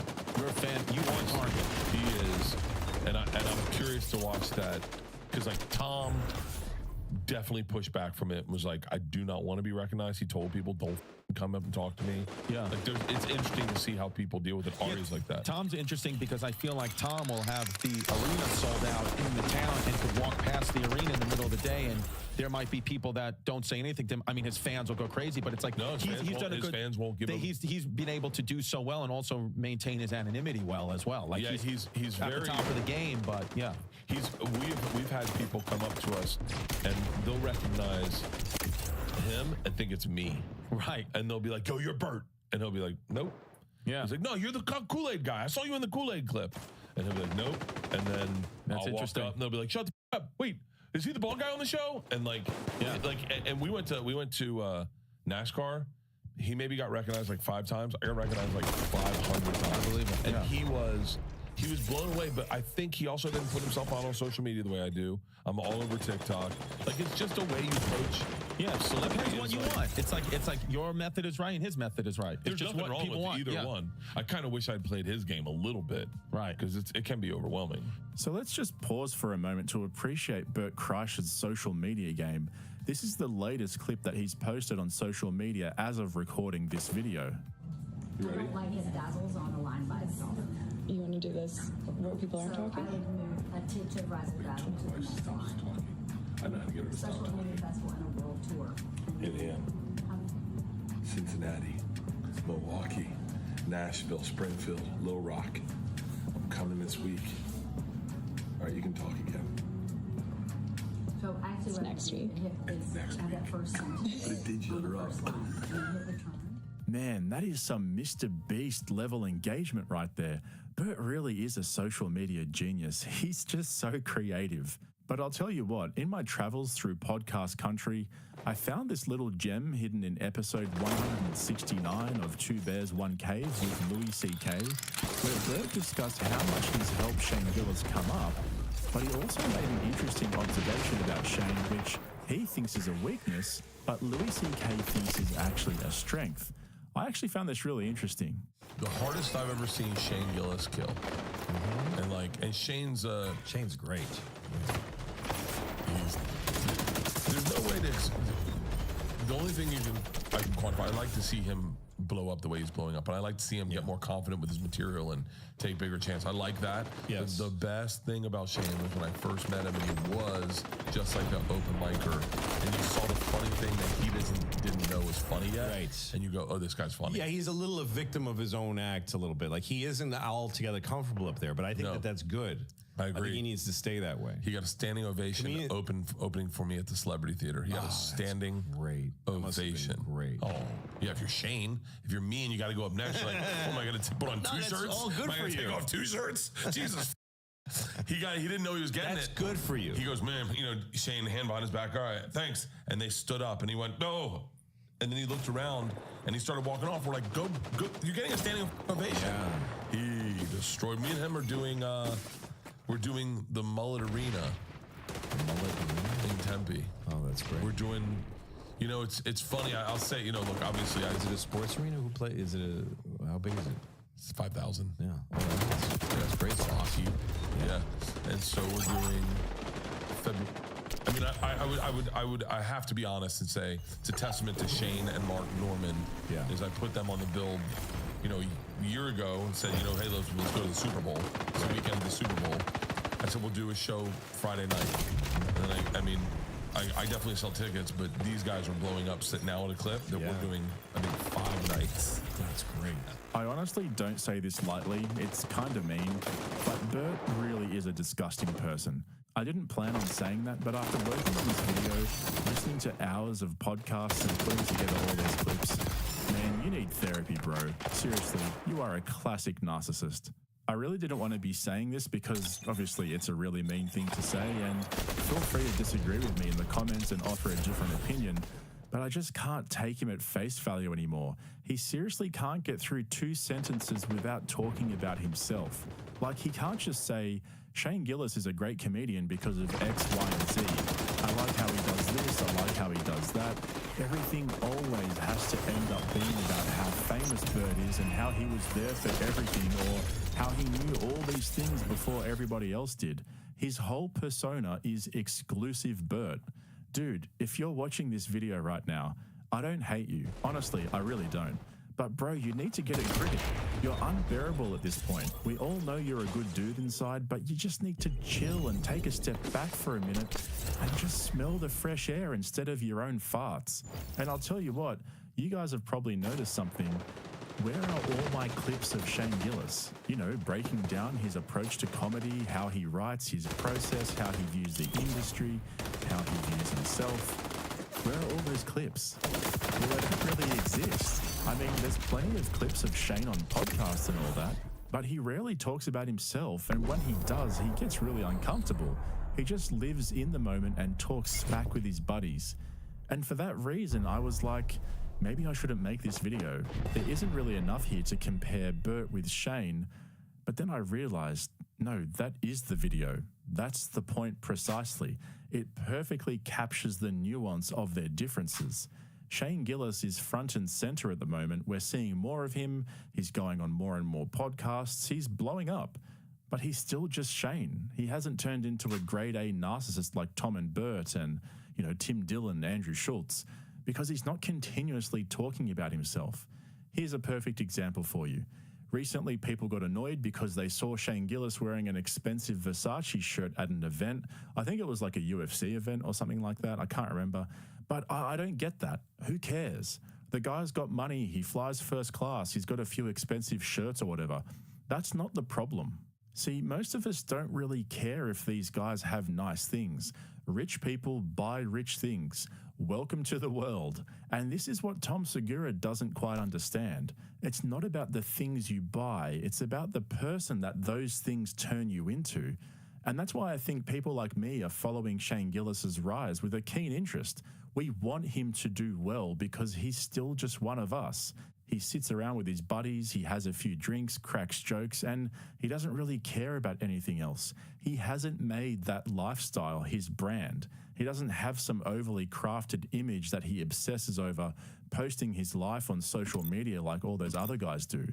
Guys like Tom Segura and Bert Kreischer are basically the Instagram girls of comedy.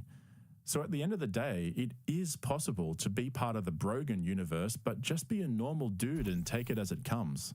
Shane's proving that you don't have to become a self-obsessed, narcissistic, walking midlife crisis to make it in the comedy world, even if you are buddies with Joe Rogan. He's the real deal. Anyway, I hope you enjoyed this comparison between Bert Kreischer and Shane Gillis. Drop a comment below and let me know what you guys think about all of this. And if you haven't subscribed, consider jumping on board. So J.D. Vance, he really seems to want to...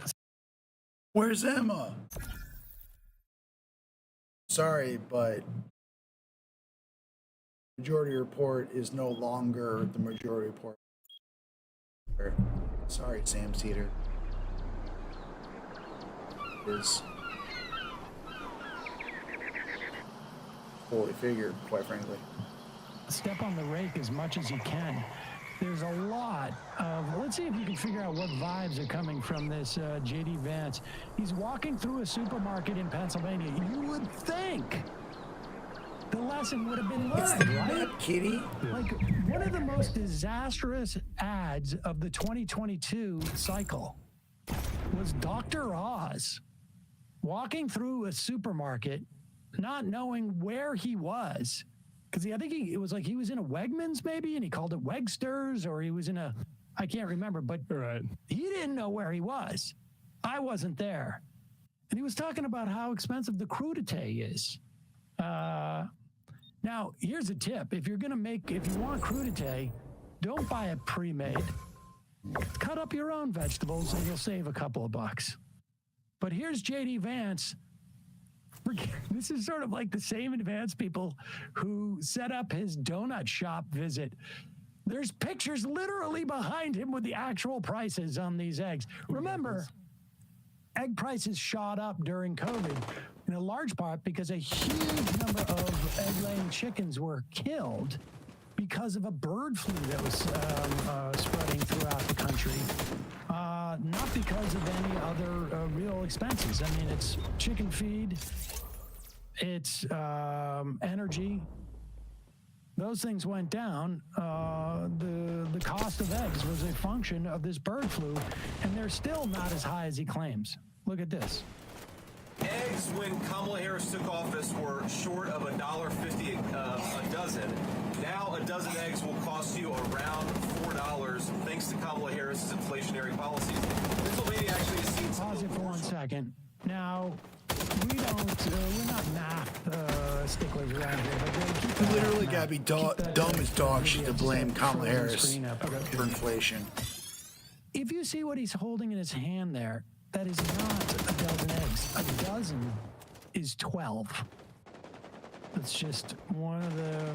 Oh, yeah, it's more than 12. That is. A dozen is 12. Wow, that's way more than. As if he has at least 2 dozen eggs. Yeah, that's 2.5 dozens. 4, 5. It looks like he's got at least 30 like eggs 36. there. It looks like a 36 by 6 egg container. Now, what's really interesting is if you look over Another his trade. shoulder, God damn it. You'll see some green signs there. Now, he's claiming that a dozen eggs cost $4, and he's holding up 3 dozen eggs in his hand. Let's go into some of these photographs if we can get that actually zoom in on the prices of the eggs. Now, they are not $1.50. That is true, but they're also not $4 for a dozen. Let's zoom in on a couple of these. As you see, can we read those? Can we go in even further?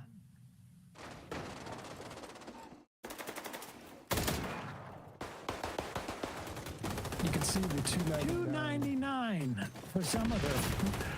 So they're $3 or less, and that's for a dozen. And the one that he's holding up is not even 4. You can see this. Somebody's combined all these things. $2.99 for a dozen. It looks like $3.99 for the ones that he's holding, which is like something like 36 eggs. Republicans act normal in grocery store challenge.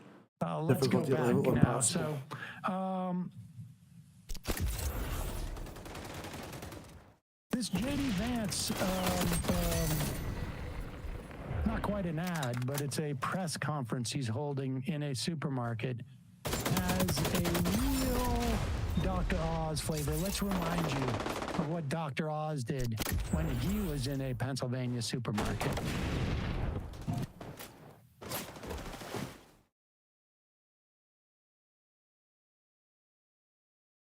So I do some grocery shopping. I'm at Wegner's, and my wife wants Wegner's food today, right? So here's the broccoli. That's $2. Not a ton of broccoli there. There's some asparagus. That's $4. Yep. And carrots. That's $4 more. That's $10 of vegetables there, and then we need some guacamole. That's $4 more. And she loves salsa. Yeah, there's salsa there. $6. Let's do a shortage of salsa. Guys, that's $20 for crudité. This doesn't include the tequila. I mean, That's outrageous. We got Joe Biden at Ser- Oh my God. That was so written. Like, who has tequila with crudité? Is that this what goes all? with? Oh, I don't know. I've never had a crudité in my life. I haven't really heard of it since this either. But is this like a hangover from like the Nixon Khrushchev grocery store debate? Like, why do they think this is a good way to go connect with Americans? I think it's an attempt to prove that they actually go shopping, but neither one of them looks like they go shopping. Also, like H.W. Bush didn't work for him. He got made fun of because of the scanner. He didn't know. Yeah, he seemed shocked at the scanner when those were first popping up in supermarkets. This whole supermarket thing seems really super weird, and I guess presumably it's an attempt to speak to suburban women who are there, you know, like I feel your pain, but it just seems so forced and not real. And JD Vance does not look like a guy who's going to the supermarket. Like, why are you in a suit? Buying eggs? When's the last time JD Vance bought his own eggs?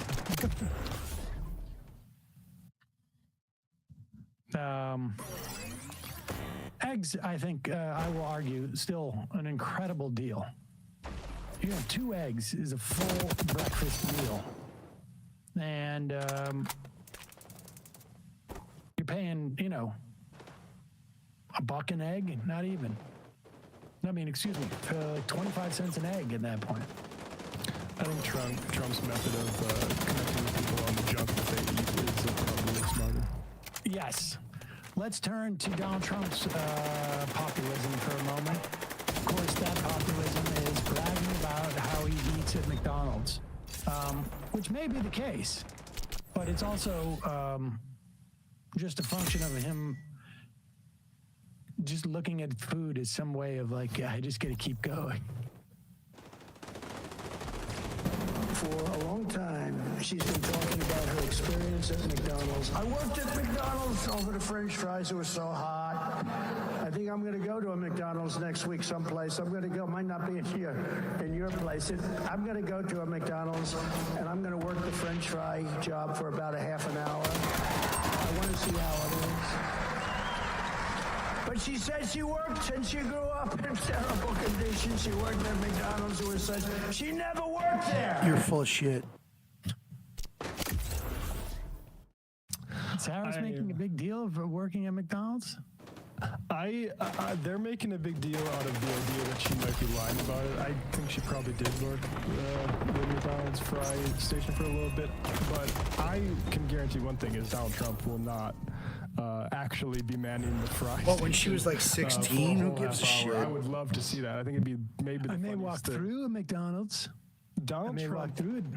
looking up at the order screen and trying to look at all the orders and count just the fries that he has to prepare for the orders, and then people getting mad when the fries are late would be the funniest thing I think I could possibly imagine. And I would love to see him do it. Yeah, I find it hard to believe. Hey, folks, don't forget to hit the subscribe button and check out our daily show. We do it every day at 12 p.m. Eastern for about 2.5 hours. We even take phone calls. You should check that out.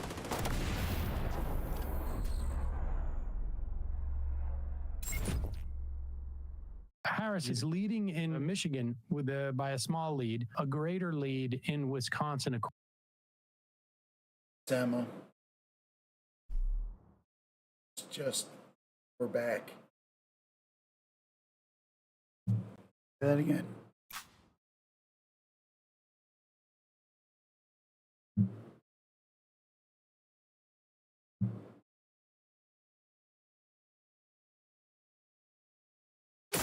Not picking you up.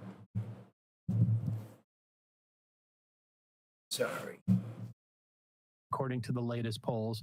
Of course, this comes on the heels of the polls yesterday, New York Times showing that she is trailing in the Sun Belt states. However, you know, this came up the last time there was a big New York Times poll.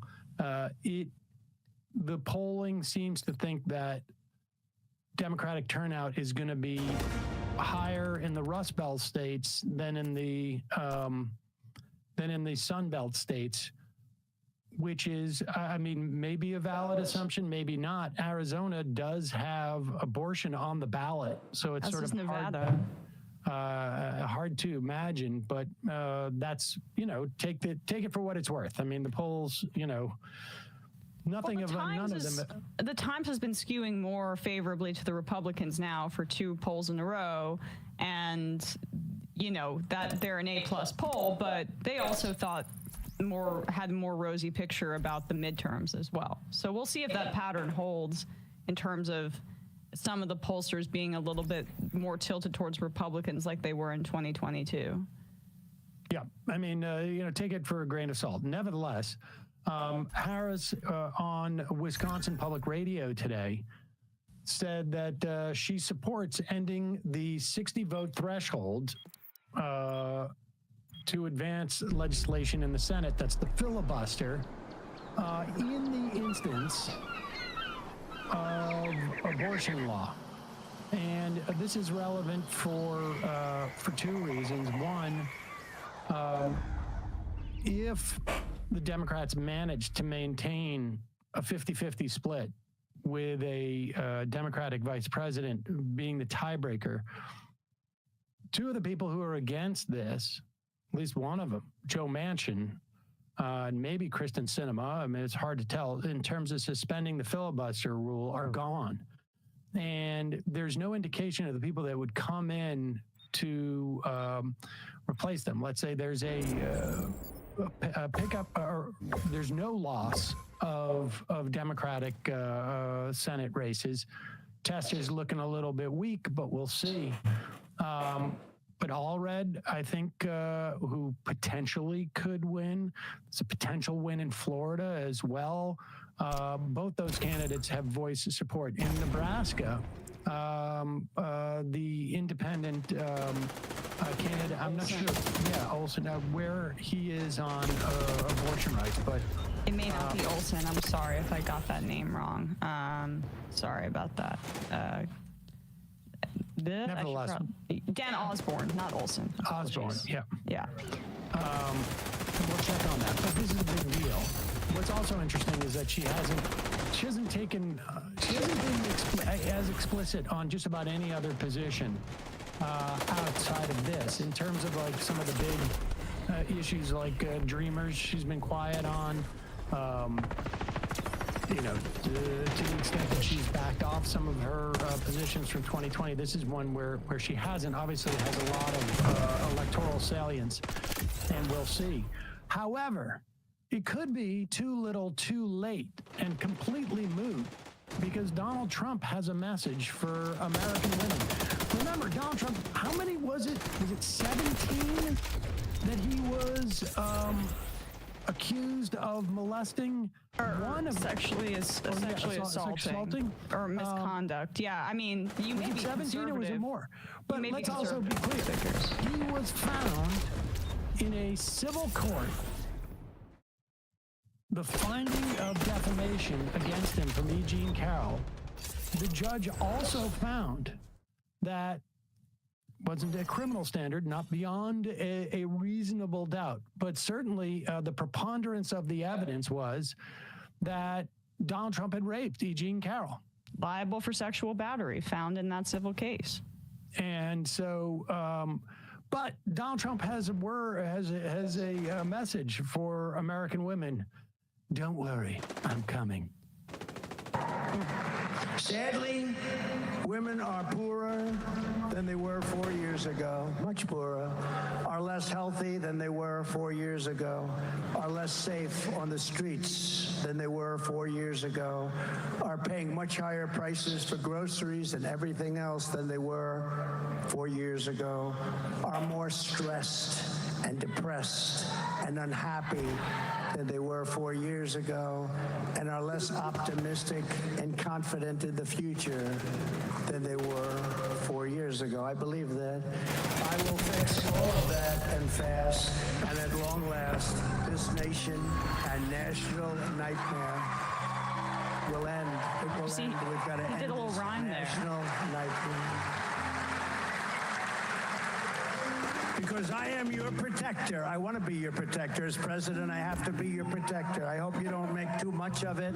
I hope the fake news doesn't go, oh, he wants to be their protector. Well, I am. As president, I have to be your protector.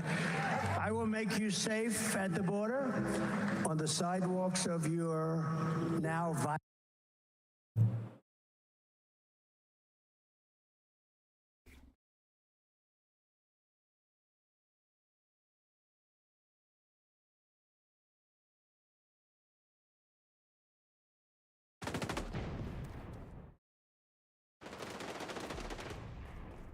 Man, god damn it. Motherfucker.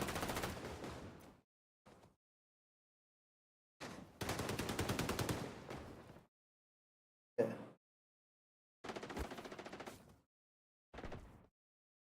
I mean, talking about like Albert. Like this country has a baby brain. What are we talking about?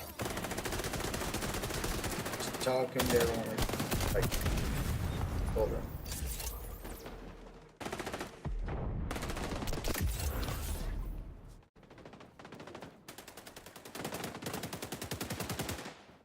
Should be like assaulted. What do you mean you're gonna protect it? Like personally, like you're gonna like get a gun and stand at the border or wherever. What the hell would you do to a person like America?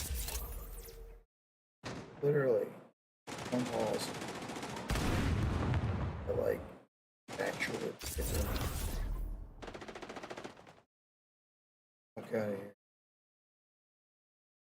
Violent cities, in the suburbs where you are under migrant criminal siege, and with our military protecting you from foreign enemies, of which we have many today because of the incompetent leadership that we have. You will no longer be abandoned, lonely, or scared. Whoa. You will no longer be in danger. You're not going to be in danger any longer. You will no longer have anxiety from all of the problems our country has today. You will be protected, and I will be your protector. The women. I protect the women. Women will be happy, healthy, confident, and free. Yes. Free except for that whole abortion You will thing. no longer be thinking about abortion. That's all they talk about. No. Because you've done something that nobody else could have done. It is now where it always had to be with the states. Donald Trump literally told women to stop giving a shit about abortion rights. This dude's gonna lose so hard. I can't believe it. Why are we even talking about it? He's gonna lose. Like, I plain will simple. slowly place my hand over your mouth. And that's not ahistoric. He's already lost. Impossible for you to breathe. Just close your eyes. Close your eyes, and as life slowly And he's escapes never won the popular you don't have to vote. worry about anything. Ever. It would be almost like Jim Jordan has somebody in the doctor's room with you. He's giving. Finally, you have comfort. No more anxiety. He's giving No the like. worries. Oh, sorry. The DMT pitch, right? For women, like that, the hormone that gets released when you die. That's what Joe Rogan says is the transformative experience. Or it's like under his presidency, women, you're all gonna get frostbite all